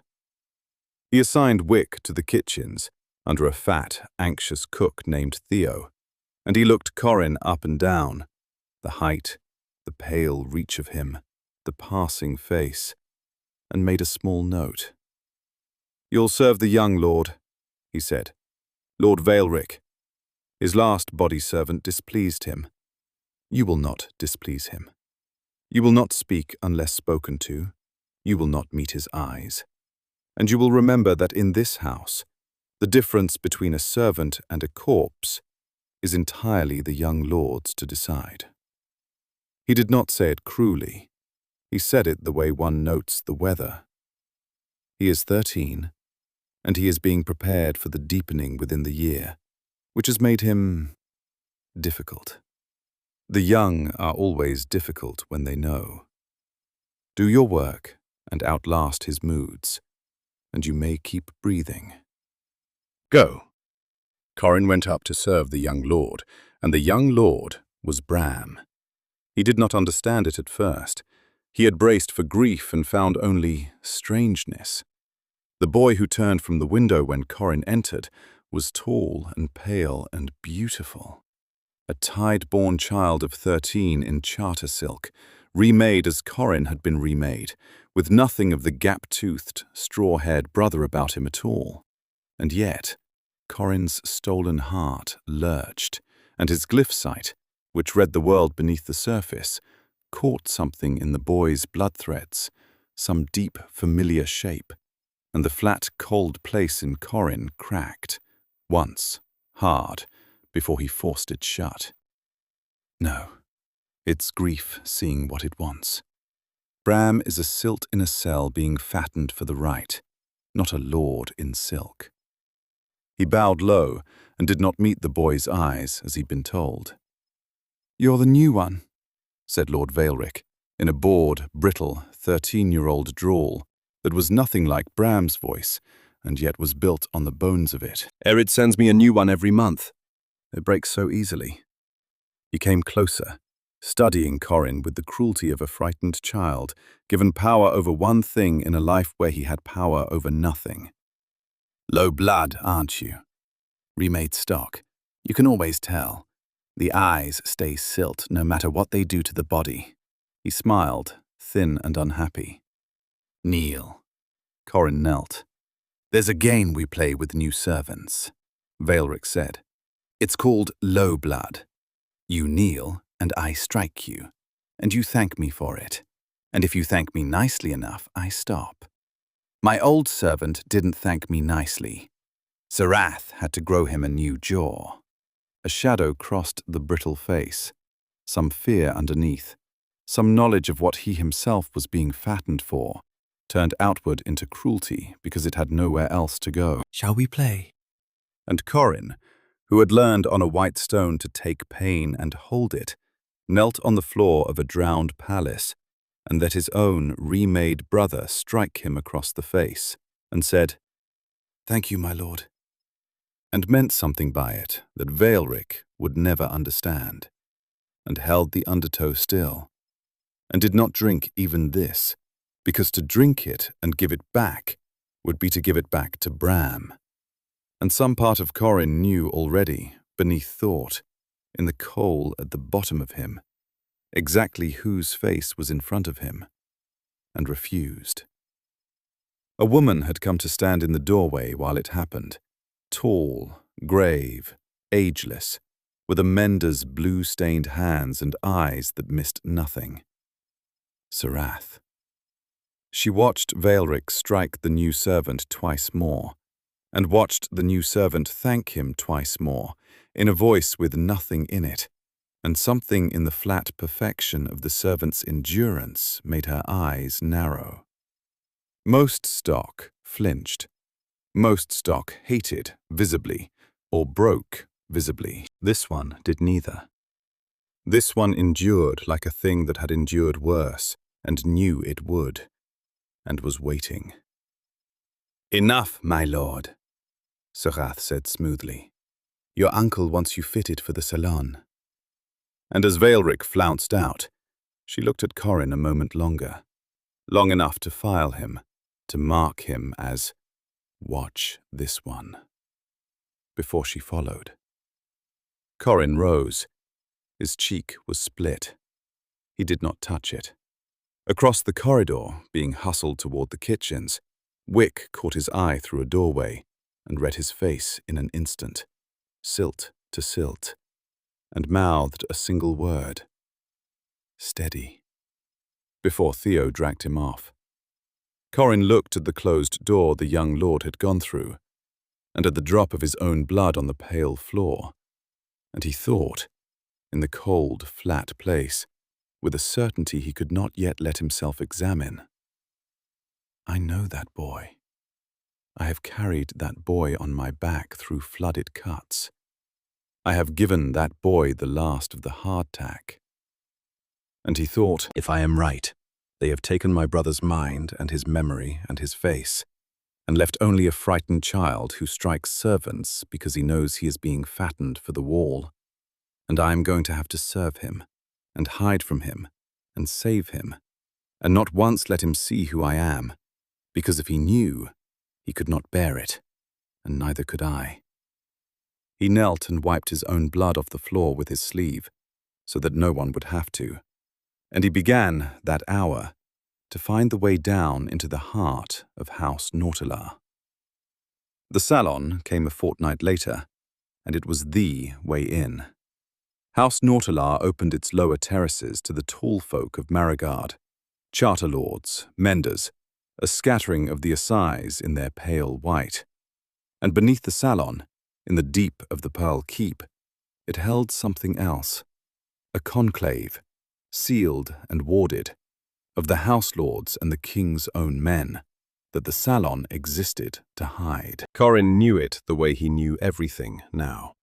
By the glyph work, the wards worked into the keep's foundations, thickened and darkened toward one deep chamber, and where the wards were thickest was where the secret was. And Corin, carrying wine and enduring Vaelric's boredom, mapped the thickening in his head across a dozen errands until he knew the shape of the keep's hidden heart. He and Wick slipped the salon at its loudest. It was Wick's idea and Wick's skill that got them out a scullery vent and onto the keep's nacre flank. And there, in the dome dark, clinging to the outside of the spire above the drop, they climbed toward the high windows of the sealed conclave, while the music and the light spilled harmless below them. Corin cast a blood sphere as Sella had taught him, a small red bead of steeped brine pressed to the glass that carried sound down the thread of itself into his ear, and he pressed his branded silt's heart to the cold nacre and listened to the tall folk keep their secret. And the secret was worse than the harvest. The harvest was failing. The deep lantern flickers, said a voice inside, an old, cold voice Corin's blood sphere carried thin and clear. You have all seen it. The great one above the 99th guttered on the last raising day, and 3 warrens have gone dark this year, their lantern stones dead, their reef seals thinning. The dome will not hold on the old harvest. The king.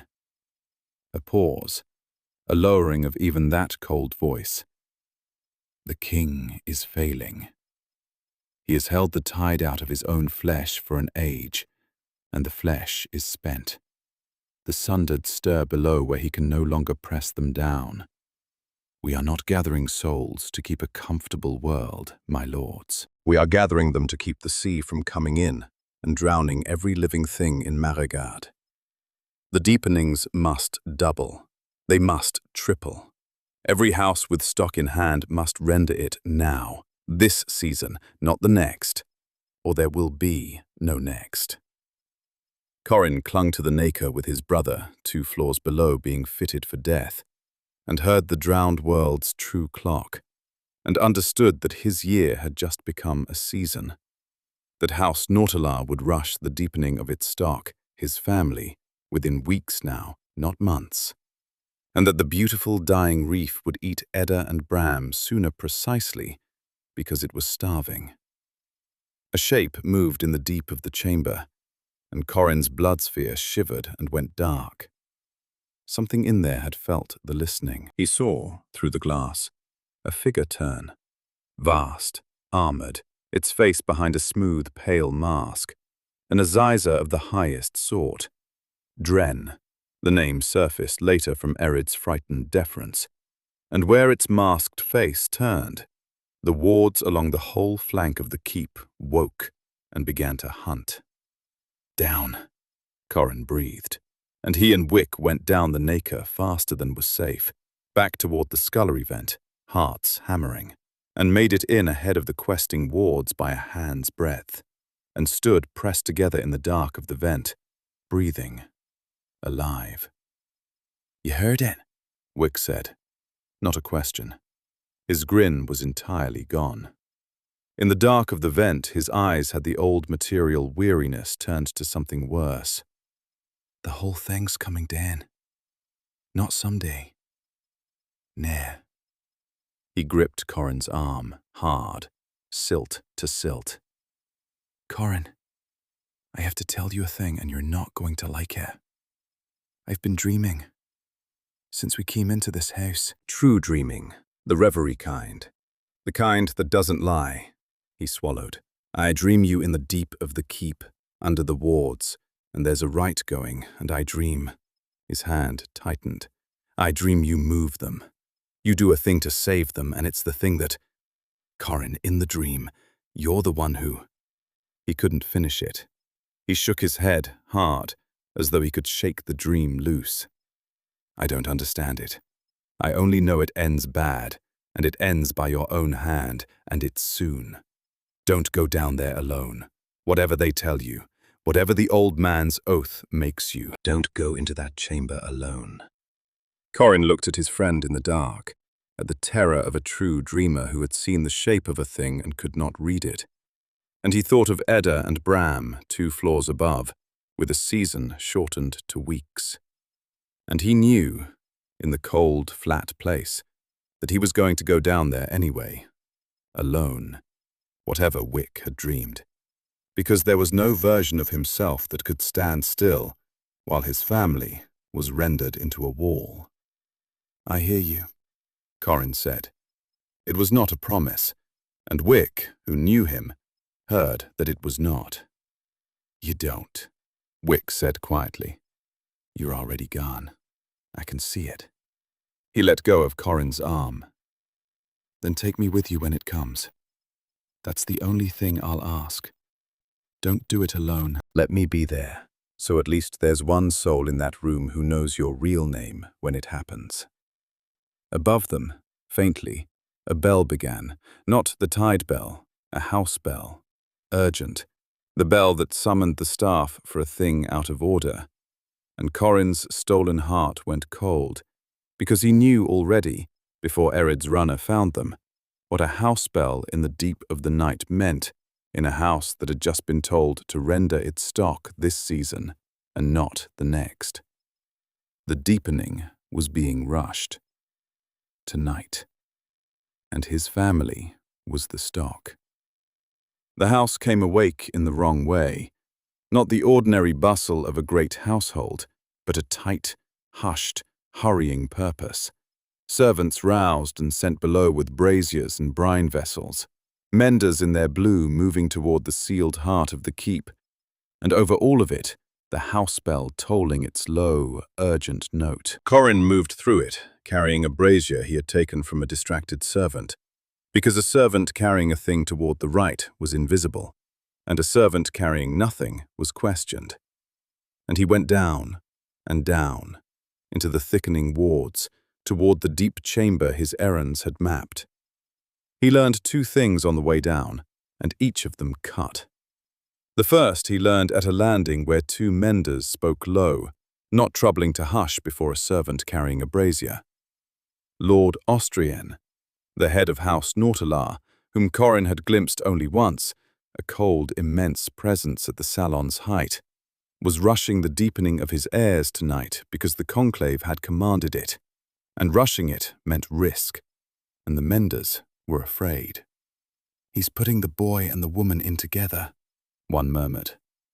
both at once. The instability.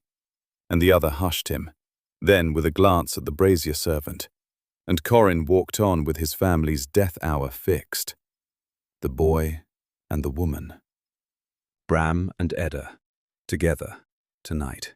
The second he learned at the door to Amenda's stair, where the woman herself passed him, the lady of House Nautilar, Austrian's consort, tall and pale and grave and ageless, and Corin's glyph sight, which read the world beneath the surface, looked at her blood threads out of habit and stopped, because they ran wrong, the way his own ran wrong, down and outward toward nothing in the reef. She was remade. She was a silt. Austrian's own lady, the mother of the house's heirs, was herself a harvested silt made tall and pale, and given a name and a silk gown, and set at the head of the house that fed on her own people. And she did not know it, or knew it and had made herself forget, and either way it was the deepest turn of the lie Corin had yet seen, that the tall folk fed even their own great houses on the thing they despised, that there was no bottom to it, no clean blood anywhere, that the whole radiant city was silt all the way down. Pretending. He filed it in the cold ledger and kept going, because Bram and Edda were being carried toward the altar, and there was no time to grieve the shape of the world. The hidden way in was Seraphel's, the house's second heir, a girl Veilric's age, who kept to a private stair Corin had marked because Veilric complained of it, Amenda's passage that ran beside the deep chamber's vent ducts. Corin found it, and it was guarded. 2 housemen in nacre mail at the head of the stair, and there was no talking past them, and no time to try. He killed them. He did it the way he had learned to do it, quickly and without ceremony. A servant with a brazier who was suddenly inside a guard's reach with a hand on bare skin, the undertow pouring out through his palm the sea of pain he had gathered in a fortnight of Veilric's low blood and Surad's watching, and his own relentless nights. Poured it into the first guard, who folded, and then the second. Before the second could shout, folded too. 2 men dead on Amenda's stair. Men who had done nothing to Corin but stand where he needed to pass, and Corin stepped over them with an empty cistern and did not let himself feel it. Because there was a boy on an altar, with straw hair under a remade face, and a woman who had loved a stray past blood, and Corin Sarnholt would put the whole drowned world's dead in his ledger before he would leave them to the wall. The undertow was empty now. He marked it, cold and clear, the way Sella had drilled into him. Spent, dry, cannot fire until refilled. And it frightened him, going into the deep of the enemy's house with his signature weapon, a dry cistern. But there was no filling it in time, and no waiting. So he went on with the brine sorcery he could still draw from the wellspring and the brute reach of his remade body, and nothing else. Down the guardless stair, into the dark beside the vent ducts, toward the light and the low sorcerous drone of a deepening beginning. He was almost to the duct that would let him look down into the chamber, when a hand of white brine closed around his throat from behind and lifted him off his feet. And Surat the Mender's grave, ageless voice said, very close to his ear, without heat, "I marked you the first hour, low blood. You endure like a thing that has practiced. I have been waiting to see what you were practicing for." Her grip tightened. And here it is, down among the stock, on the right night, with 2 of my guards cooling on the stair.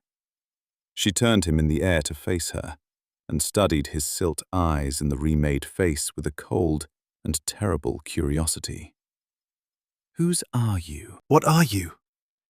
Below them, muffled through the vent duct, a drone rose toward a hum, and Corin heard, thin, distorted, unbearable, a woman's voice begin to cry out, and a boy's voice with it, and he knew the rite had started. and his family was on the altar. And Sarath the mender had him by the throat in the dark, with his undertow dry. And there was, as there had always been, only one thing to do, which was everything, all at once, whatever it cost. Corin drew and cast, and did not aim to kill, because killing took brine he needed and time he did not have. He cast blood into Sarath's grave eyes, a fistful of steeped red that blinded rather than slew, and in the half-instant her grip loosed, he twisted and dropped and did not fight her, did not try to win, only ran, down the last of the passage toward the vent duct, with the mender roaring blind behind him and clawing the blood from her eyes. She caught him at the duct's mouth. Her nails, brine hardened, raked down his back through the servant's cloth and into the meat of him, 4 long lines of fire, and Corin felt the blood tide's heart begin at once to knit them, and did not slow, because his family's voices were rising through the duct now, and he got his long remade body into the narrow glyph vent above the chamber, and hauled himself up and in, where Sarath, larger, grown for the field, could not immediately follow, and he climbed the last stretch on his bleeding belly through the hot, rising light of the right, and came out onto a lip above the deepening chamber, and looked down, and saw them. The chamber was a great white bowl, and at its center rose an altar of pale coral, inscribed all over with tide glyphs, control glyphs. Corin's sight read them instantly.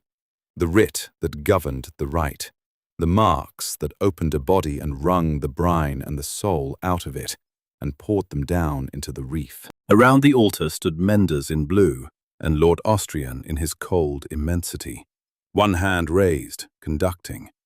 And on the altar, side by side, bound in glowing brine, lay a boy and a woman. Bram's remade face had gone slack and open. The lordling's brittle cruelty burned off it, and underneath, Corin saw it now, past all doubt, in the last unguarded moment of the child's life. Underneath was his brother, straw-haired Bram, gap-toothed Bram. Bram who had squinted at a page of glyphs and seen only dirt. Bram reaching for him over the heads of a frozen crowd. And beside him Edda, remade too, or perhaps never remade, perhaps kept as she was to be wrung whole. Edda with the blood still not quite gone from her lip, where Trevane had struck her a lifetime ago. Edda whose eyes, in the rising light, found the vent above her as though she felt him there, as though a mother could feel a son through coral and brine. And Corin would never know if she saw him, or only looked up at the light. And it did not matter, because her looking up broke something in him that had held since the white stone. The glyphs. He could read the glyphs. He could read them, and no one else in the drowned world could. And there, the control writ, the marks that ran the rite. If he broke them, unmade them, smashed the coral that held them, the rite would stop. The ringing would halt.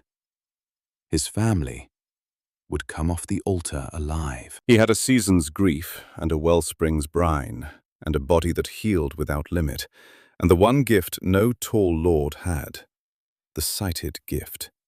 The gift that had opened a gate and damned a warren, and he would use it now to save them. At last, the thing he had crossed the whole drowned world to do. He did not think of Wick's dream. I dream you move them. You do the thing to save them, and it's the thing that... He did not think of it, because he was past thought, down in the cold at the bottom of him, and the coal wanted only to save them. He drew everything the wellspring held, and he cast it down into the control glyphs on the altar, a lance of brine aimed to shatter the writ and stop the rite, and the writ shattered, exactly as he read it. The control marks broke, and the rite, ungoverned, did not stop. It surged. Corin had read the glyphs and read them true. He had not understood that they were not a switch, but a pressure. That the right was a wound already opened in his family's souls, a ringing already begun. And that the control writ was the only thing shaping it, containing it, drawing it down slow and ordered into the reef. He had smashed the shaping. He had smashed the containment. And the right, its slow, ordered channel destroyed, its pressure loosed all at once with nowhere to go, tore through the two bound bodies on the altar in a single, catastrophic instant. Not the slow ringing the menders had meant, but a rupture, a flood, the whole force of a deepening released at once through two souls that could not hold it. They did not have time to cry out again. The light took them. Bram's slack face and Edda's upturned eyes were there and then were unmade, poured out all at once in a blaze of released brine that lit the whole white bowl of the chamber like the deep lantern itself. And Corin, above them, screaming now, saw the thing he had done in the instant it was irreversible. Saw that his decisive act, his sighted gift, the one power that was his alone, had reached down and killed the very thing he came to save. Not the reef, not Austrian, not the harvest. Him, his own hand, his own sight. He had read the glyphs perfectly and understood them not at all. And his mother and his brother were dead because he had come to save them, and would have lived a few weeks more if he had never come at all. The released right blasted upward. It caught Corin in the vent and hurled him out of it, down into the white bowl, and he struck the coral floor at Austrian's feet, with his wellspring emptied and his undertow dry, and his back running blood, and his whole self shattered into a thing beyond grief. And he did not fight when the housemen seized him, and he did not fight when Sarath came, blood-eyed and raging, up out of the passage and struck him down into the dark. And the last thing he saw before the dark took him was Lord Austrian's cold, immense face, bending over the ruin of the right and the ruin of the stock, and the intruder who had wrecked both, and Austrian's voice, from very far away, saying with a fury that was almost wonder, "What in the drowned god's name are you?" And Corin Sarnholt, who had crossed the whole world to save his family and had killed them with his own gift instead, fell into a dark that had no bottom, and was glad, for one moment, that it had no bottom, because a bottom would have meant waking, and waking would have meant knowing what he had done, and he did not think he could bear to know it and go on living. And he was right, and he would have to anyway. He woke in a dungeon in the deep of the Pearl Keep, and knowing was worse than he had feared, and he bore it anyway, because there was nothing else to do with a thing that could not be undone. They had put a collar on him, a band of pale worked metal, veined with suppression glyphs Corin could read and could not touch, that pressed his wellspring shut and dammed the living brine, and left him only a tall, pale silt with no sorcery at all. They had chained him spread against a cold wall, and over the days that followed, he lost the count of them. The dungeon had no tide bell. They set about the work of finding out what he was. Lord Austrion came first, cold and immense and genuinely curious, and had the collar's glyphs read by his menders, who could not read them, and then had Corin's own body read, and found the blood tide's heart, and went very still. "A deepling core," he said softly, "in a silt. Someone put a great drowned thing's heart in a farm boy and sent him into my house. Whose knife are you?" And when Corin would not answer, when Corin, past caring for his own body, gave him nothing, Austrion branded him. He did it himself. He took a rod worked at its tip with a single forbidden glyph, the Sunderglyph. Corin's sight named it even through the pain. A mark of amplification, of unlimiting, a thing so prescribed that Corin had never seen its like. And he laid it against the flesh over Corin's stolen heart and burned it in, so that the Sunderglyph scarred itself permanently into Corin above the blood tide's core. A leash, Austrian said, watching Corin convulse against the chains. Whatever you are, whatever's in you, this binds it to my reading. If you have a monster, low blood, it is my monster now. He did not understand what he had done. Corin, half mad with the burn, understood only that a mark of unlimiting had been set over a heart that healed without limit, and that the two of them together were a door Austrian had just installed in his flesh, without knowing where it opened. Then came Surath, whose eyes he had blinded, who repaid it in kind and slow. And then came Dren. Dren the Assizer did not touch the body. Dren's torture was of the soul. The great masked Assizer laid his presence on Corin's shielded soul and pressed, hunting the answers the body would not give, summoning up out of Corin's own grief pale spectres to walk the cell, echoes of the dead that the soul sorcery dredged from him.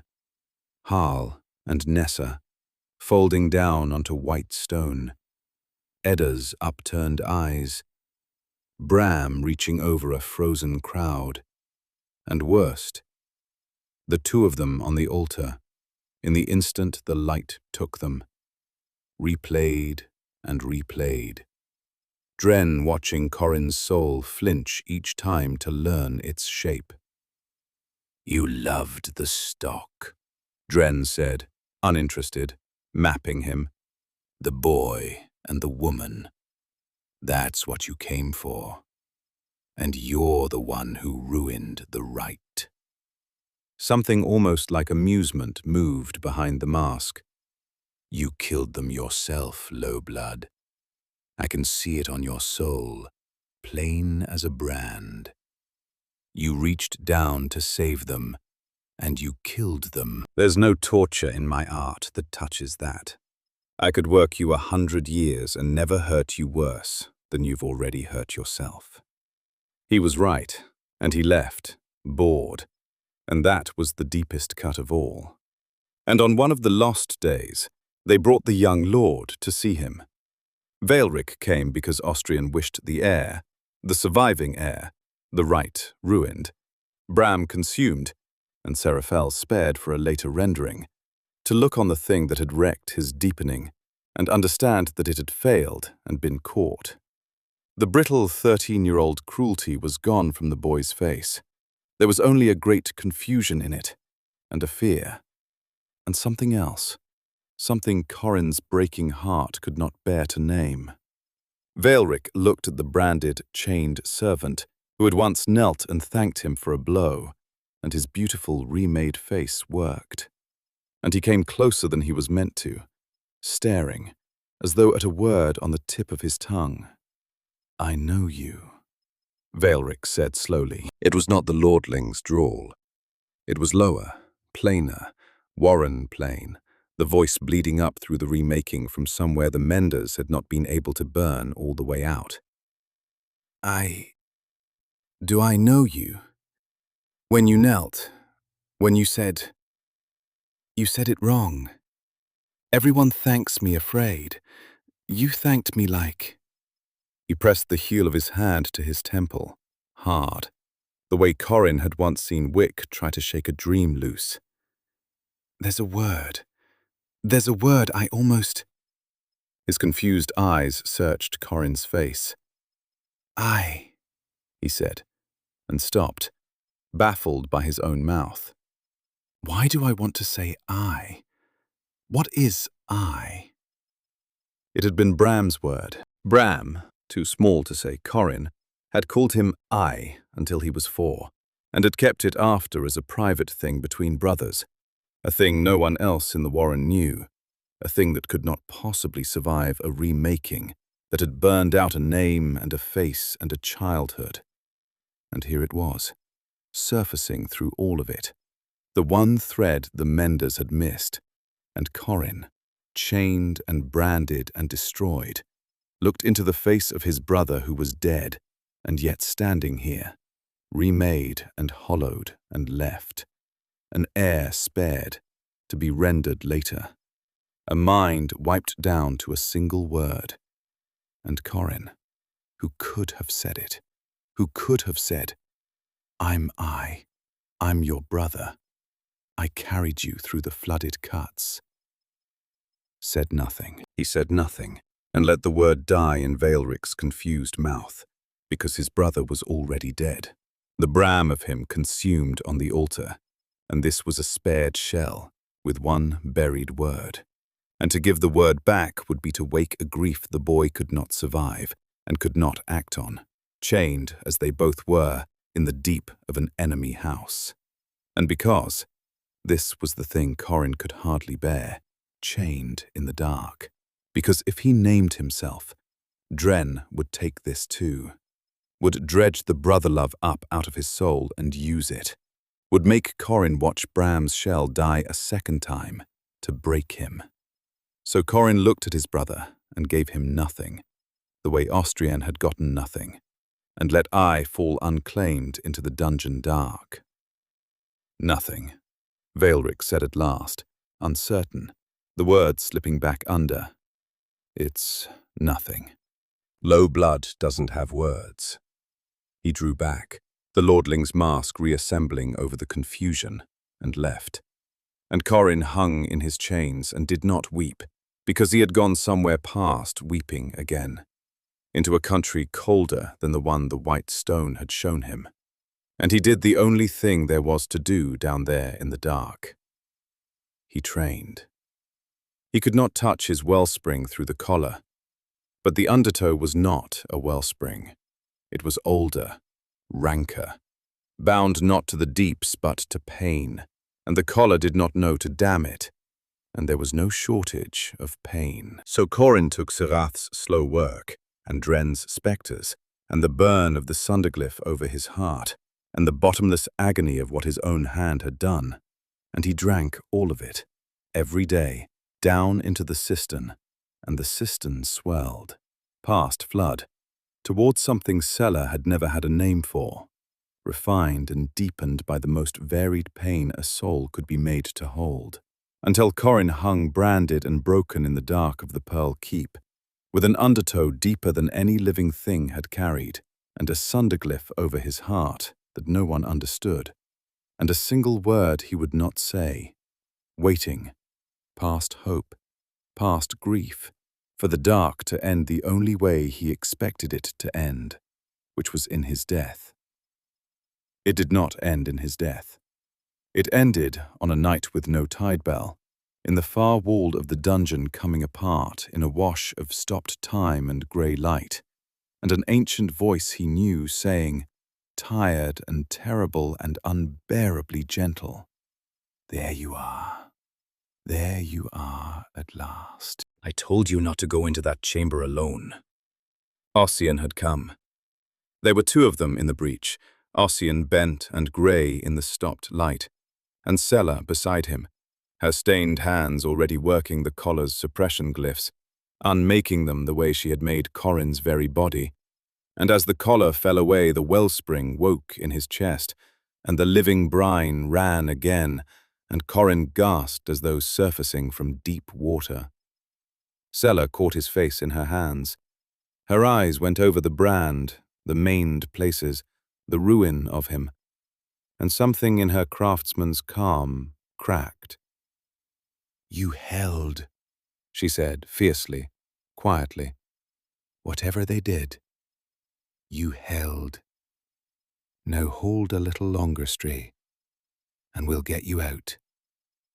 They're dead, Corin said. It was the first time he had said it aloud. Edda, Bram, I killed them. My own. I read the glyphs and I killed them." "I knew," Sela said, and did not look away, and did not soften it, which was the only mercy left. "I knew." "And you'll carry it, and I'll help you carry it. But not here. Up." She hauled him to his feet. "Ossian's held the whole keep in the slow of time, and it won't hold much longer against what's in this house. When it breaks, we run." It broke as they reached the corridors, and they ran.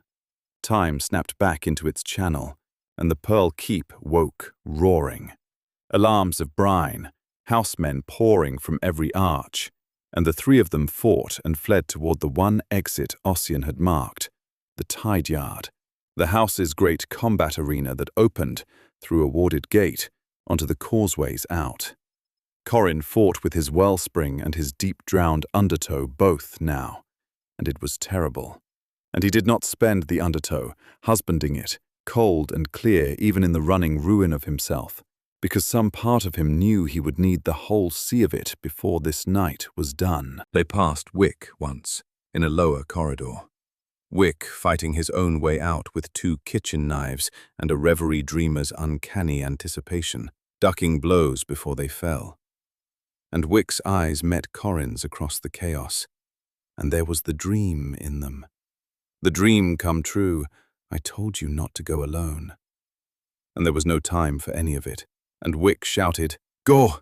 I'll find my own tide! Go!"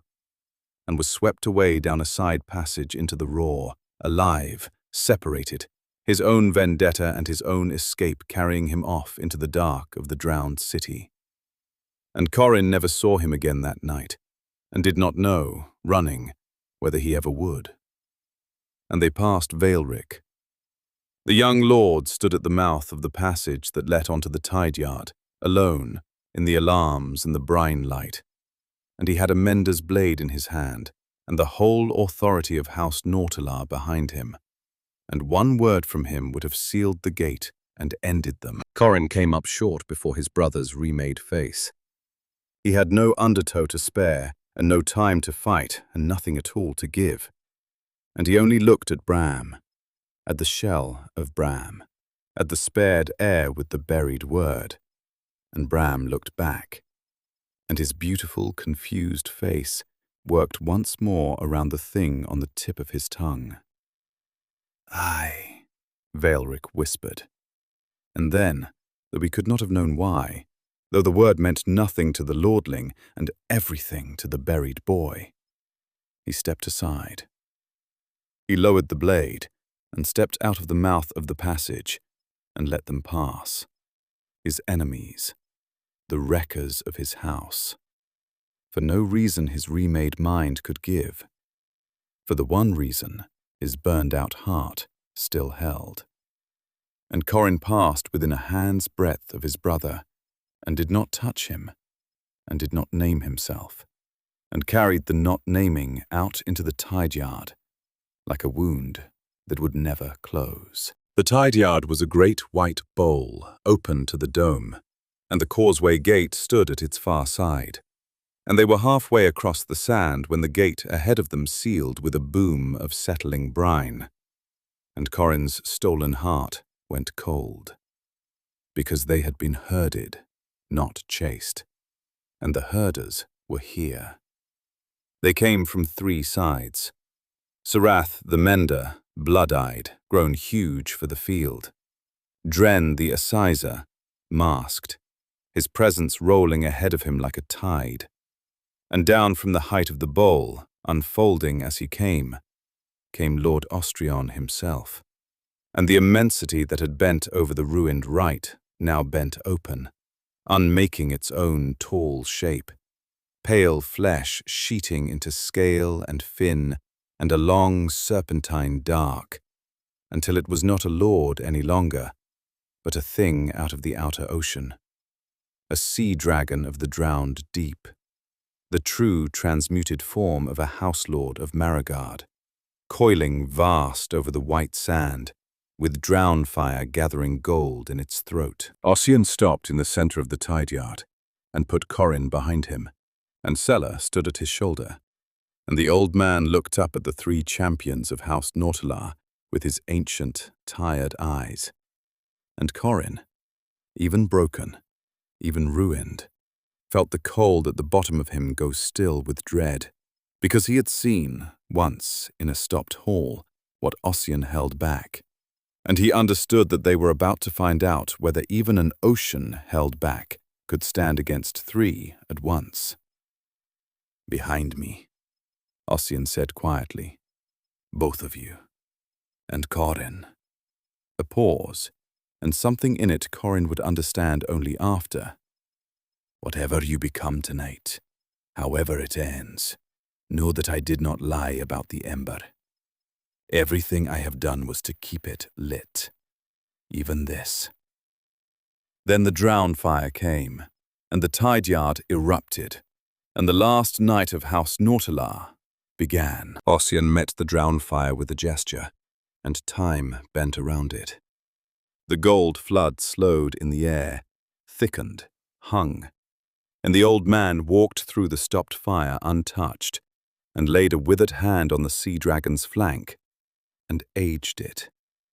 Poured years into a hand's width of scale, so that it withered and sloughed, and Austrian roared and recoiled. For one heartbeat, Corin saw the thing Ossian truly was, unmasked in his own defense. Not a sorcerer among sorcerers, but a power out of the world's deep foundations, bending time itself. And Serath and Dren and the Dragon Lord, together, were a wall thrown up against the sea. And for one heartbeat, the sea was winning. But 3 against 1, and the one holding back the worst of himself, for reasons Corin did not yet know.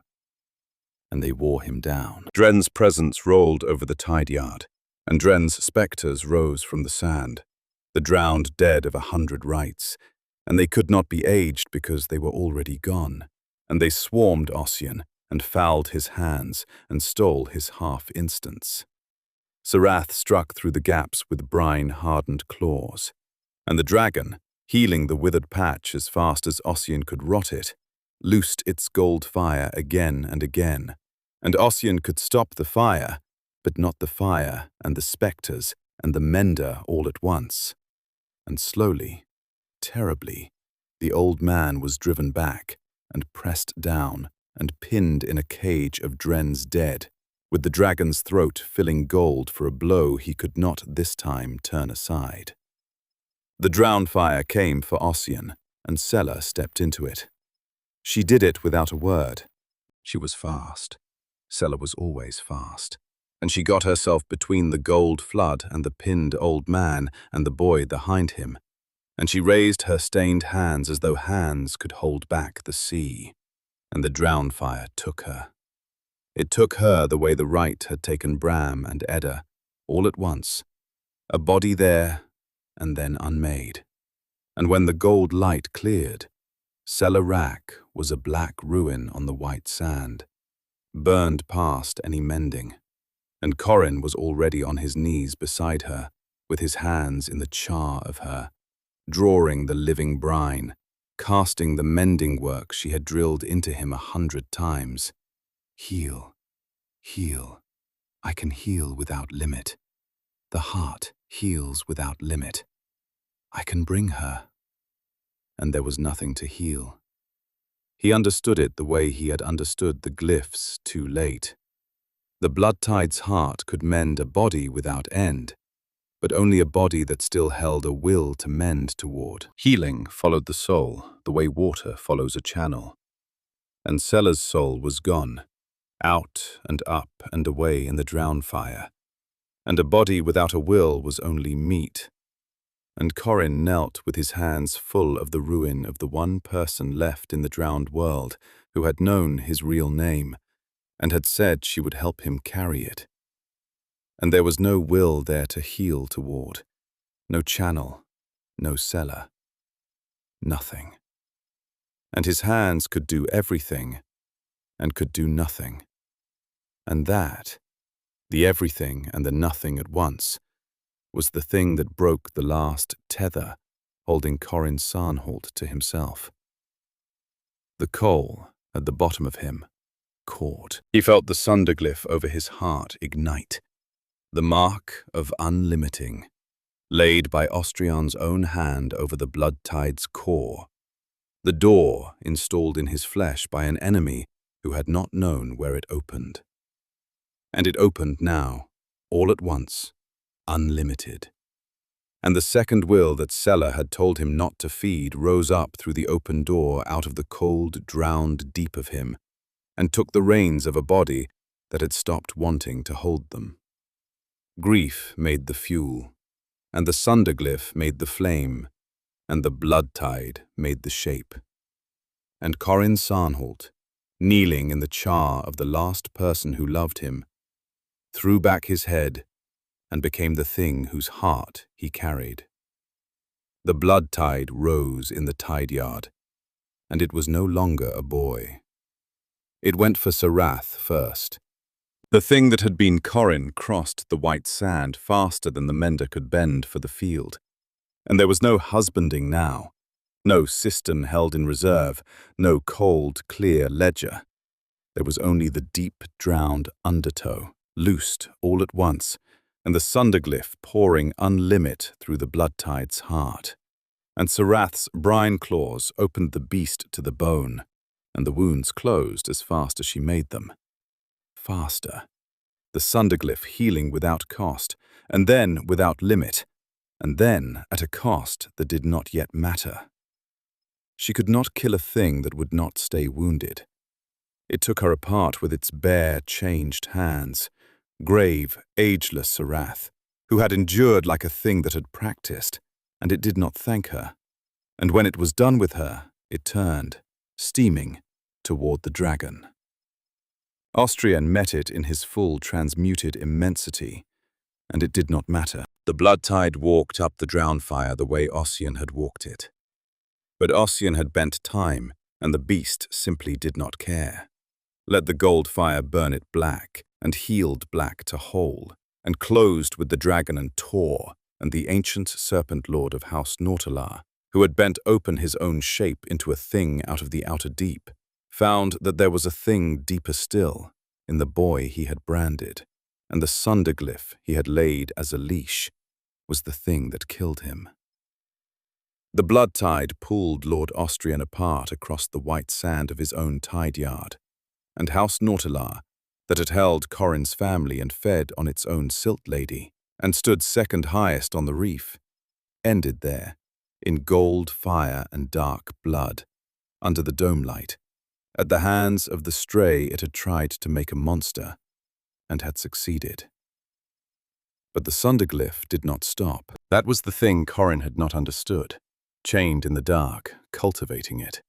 That a mark of unlimiting, laid over a heart that healed without limit, made not a weapon, but a fire that fed on its own bearer. With Sarath dead, and Austrian dead, and no enemy left to spend it on, the unlimiting turned inward. The beast healed wounds it no longer took. The sunderglyph amplified and amplified, with nothing to amplify against. And the cost that had not mattered began, now, to matter, and then to mount. The blood tide's body steamed. It began to break. To heal a breaking that the healing itself caused, faster and faster. A body tearing and knitting, and tearing again in a rising spiral that would, in moments, consume Corin Sarnholt entirely. Burn him out of his own flesh. Unlimit him to death. Dren the Assizer, one arm gone to the beast's first pass, dragged himself broken to the edge of the bowl, and simply watched. Because there was nothing to do but watch a thing destroy itself. And then the drown light dimmed, and the alarms went silent, and a cold beyond any presence Corin had felt rolled into the tide yard, and the blood tide, the thing that feared nothing, that had killed a dragon lord, stopped. Something had come down from the height of the dome. It walked the white sand unhurried, tall past even the tideborn, robed in nothing, its face a smooth blank of pale nacre, and where it walked, the very fire of the sunderglyph guttered low, cowed, and Corin, far down under the beast, drowning, a coal at the bottom of a burning sea, knew the shape of a thing beyond the houses and the assize both. The hollowed one, the king's own hand, a perfected. It reached into the raging blood tide with one pale hand and pressed, and the beast's limitless healing simply ceased to be limitless. The hollowed one's presence closing over the sunderglyph like a hand over a candle, and then it struck. It struck once. The blow went through the blood tide and through Corin inside it, and through the unlimiting fire and out the far side, and the beast came apart. And Corin Sarnholt came back into himself all at once, hurled down onto the white sand, a broken, ruined, dying boy. The blood tide spent, the sunderglyph guttering, his body breaking now with no healing left to break it against, blood coming from him faster than any heart could mend. The hollowed one looked down at him out of its blank nacre face, incurious, a hand that had done its work, and drew back for the second blow that would end him. Corin lay on the sand where his family had died and his teacher had died, and could not lift a hand, and looked up at the thing about to put out the last ember, and was, for the second time that night, glad. Glad it was ending. Glad he would not have to go on carrying what his own gift had done. And somewhere very far above him, at the height of the dome, in a voice gone suddenly and terribly not old at all, Ossian Marrow said a word. It was a name. Corin's glyph sight, even dying, read the shape of it in the air. And it was a name so old and so forbidden that the dome itself shuddered to hold it, and the hollowed one's blank face turned up from Corin toward the height, and the whole drowned world seemed to hold its breath, because Ossian had spoken the true name of the drowned king, and called him down. He came the way weather comes. There was no walking down from the dome, no shape descending. The drowned king was simply, suddenly, present in the tide yard, and the presence of him was the sea, the whole withheld ocean pressing in at once, so that the dome light bent and the white sand cracked, and Dren at the bowl's edge lost his mind entirely, and the hollowed one went to one knee, its blank nacre face bowed, its raised hand forgotten. Corin, dying, could not see a form so much as a pressure that his sight insisted on reading as a figure, vast, drowned, ancient past Thalassar, past Ossian, an old god woven into a reef out of his own spent flesh, and now failing, dying himself, holding back a sea he had bled himself dry to hold. "Who dares my name?" the presence said, and it was not the golden assize voice laid gently in the skull. It was the sea itself speaking, and it cracked the coral of the bowl to say it. Who?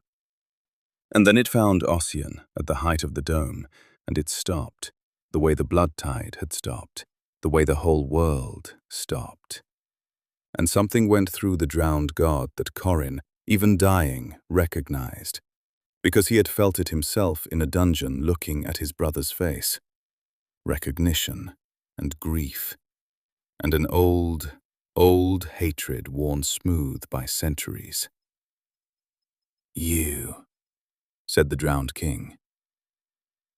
"Osric, brother, I drowned you an age ago.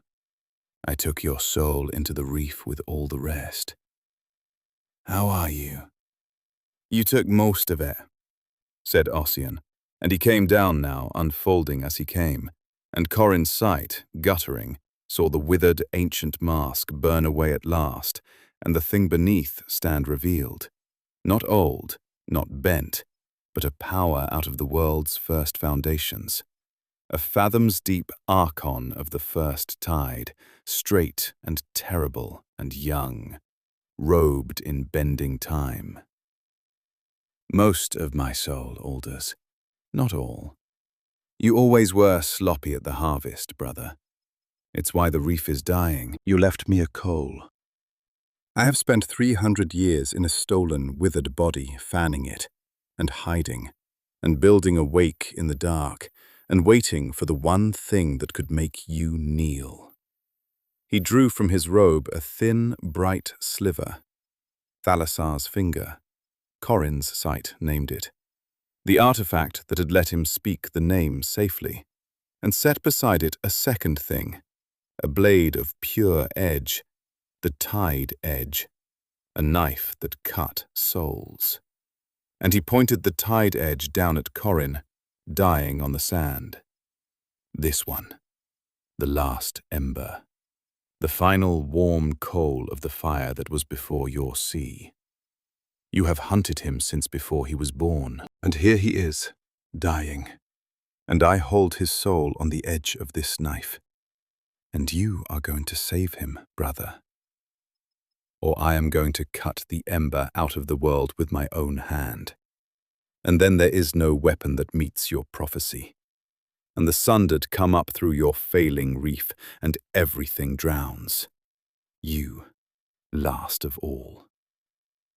The sea pressure that was the drowned king recoiled and raged, and Corin felt the whole ocean lean in to crush the height of the dome, and could not, because Osric held the tide edge at the ember's soul, and the drowned king needed the ember more than he hated his brother, needed the prophecy's weapon more than he needed his vengeance, and the two of them, brother and brother, God and Archon, hung there over Corin's dying body in a balance of pure leverage, an age of hatred stopped on the edge of one knife. "If I save him," the drowned god said at last, and the sea in the voice had gone cold and old and defeated. "You take him, and you make your weapon, and you turn it on me." "Yes." "And if I do not, the world ends, and you with it, and the ember too." "Yes. So we are both trapped, brother, as we have always been. Save him. Loose your seals enough to mend what the Sunderglyph unmade. Give him back his body and let his soul return to it. And in exchange, I do not cut the ember out of the world tonight. And you buy yourself one more turn of the tide before the reckoning." Osric's terrible young face did not change. "It is the only bargain on the table. You taught me to make them before you drowned me. Take it." A long silence, in which the whole drowned world waited to see if it would end. Then the drowned king loosed his seals, and the sea leaned back, and something vast and reluctant reached down into Corin Sarnholt, where he lay broken and dying on the white sand, and mended him, not gently. It poured the withheld deep into the ruin the Sunderglyph had made, and rebuilt what could be rebuilt. And Corin's soul, which had been slipping out and up toward the same place Sellers had gone, was turned back at the threshold and returned to a body that could hold it again. And he came awake on the sand with a cry, whole, alive, tide-marked forever with the Sunderglyph's silver scar over a beating, stolen heart. Alive. And he thought at once, past the pain, of the only bargain that mattered to him. "Sella, bring back. She's here. Her soul just... You can. You brought me. Bring her back." "The ember I mend because I must," said the drowned king, already withdrawing, already fading back toward the dying reef he was, "because your brother's knife is at his soul. The woman is nothing to me, and nothing to the bargain. Her soul is in the tide now with all the rest, poured into my wall, and there it stays. There is no leverage for her. There is leverage only for you. The sea presence turned, one last time, its attention like a slow tide over the height of the dome. This is not finished, Osric. You have spent your one great card to keep a dying coal alight. When next we meet, I will not come when you call my name. I will have set my house in order, and I will crush you and your ember both. Enjoy your one more turn of the tide. And the drowned king was gone, and the hollowed one rose from its knee, its blank, nacre face turning once toward the height where Osric stood.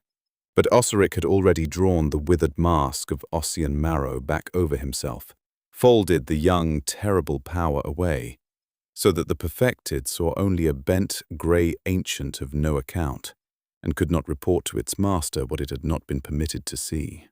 It gathered the broken, raving Dren under one arm and departed, and the tide yard was still. Corin knelt in the wreckage of House Nautelar.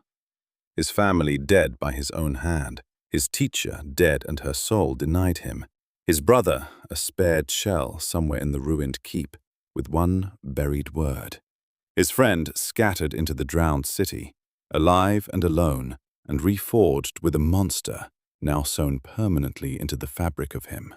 And he could not weep, because he had gone past weeping so many times now, that the country beyond it had become simply where he lived. Ossian came to him across the sand, bent and grey and ancient again, the mask complete, and lowered himself down beside the boy he had spent so much to keep alight. "You lied," Corin said. His voice was steady, which was worse than if it had broken. "All of it. You're his brother. You had the power to walk into that house the whole time. You didn't need a spy. You needed me, the ember, down here, being forged, so that someday I'd be the leverage that makes him kneel. My mother, my brother, Sella, the oath." It was all. He stopped. "You knew what would happen if I went into that chamber. Wick dreamed it. You must have known." "I knew you might," Ossian said. He did not deny the rest. He never would. Corin understood that much of him now. "I did not know you would. And I could not stop you and keep you unbroken both. A weapon that has not been broken and reforged is only a tool, Corin. And tools shatter when the king leans on them. I have made this mistake before. I will not tell you it was worth it, because it was your mother and your brother, and it was never mine to spend. I will only tell you the truth I swore I would not lie to you about. 300 years too late to matter." His ancient eyes held Corin's. "I am Osric of the first tide. Your father, San, was of the wake. He hid the ember, hid you from my brother for years. And when the assize closed in, he would not give you up. And Castellan Meru killed him for it. And San's last act was to make me swear I would keep you lit and forge you into the thing that could end the drowning of the world. I have kept that promise in the only way I knew how, which was cruelly, and I am not sorry enough. And it will have to be enough that I am not lying to you now." He rose, every joint protesting, and looked out over the ruined tide yard, and up, through the dome, at the deep sea pressing down, and the great lantern stones drifting dim across it. The reef is dying. You heard it in the conclave. The king is failing. His seals are thinning. 3 warrens have gone dark this year, and more will follow. And when the reef gives out, the sundered come up out of the deep where he has held them since the world was young, and everything drowns. That is what is coming, Corin. That is the prophecy your father died for, and I have damned us both to meet. There is a weapon that can stand in the gap when the sea comes in. He looked down at the tide-marked boy on the sand. I have been forging it since the 99th Warren. I will forge it the rest of the way, if you will let me. And this time, I will not lie to you about the cost. Will you let me?"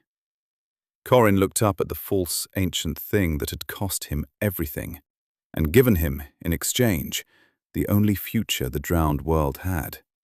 The future of the weapon that might, someday, save the reef that had eaten his mother, and avenge her, and end the god who had ordered it. And it was the same future. They were the same act, salvation and vengeance grown into one thing at the bottom of him, where the undertow drank and the blood tide slept, and the ember burned. He thought of Edda's upturned eyes, and Brahm's one buried word, and Seller's char in his hands, and the whole 99 warrens turning through their harvests under a dying light. He was 16 years old. He had crossed the whole world to save 2 people, and had killed them with his own gift. And there was nothing left to lose now that had not already been taken. And that, he understood, cold and clear in the country past weeping. That was exactly what a weapon was. "Forge me," Corin Sarnholt said. "All the way. And when it's done, when I'm strong enough that it costs me nothing I need, I'm going to put out him, your brother, the drowned king. And I'm going to do it with the very thing he made me to be."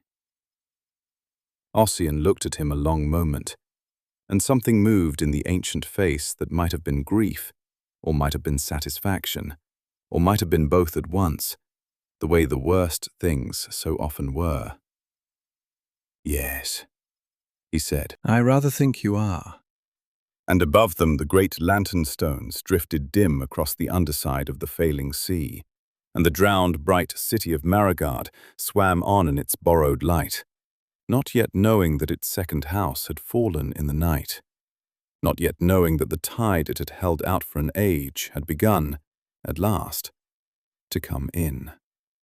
And in the ruined tide yard at the heart of it, a broken boy with a monster in his chest and salt in every wound, rose to his feet beside his lying, grieving, ancient maker, and began the long, dark work of becoming the thing that would meet the end of the world.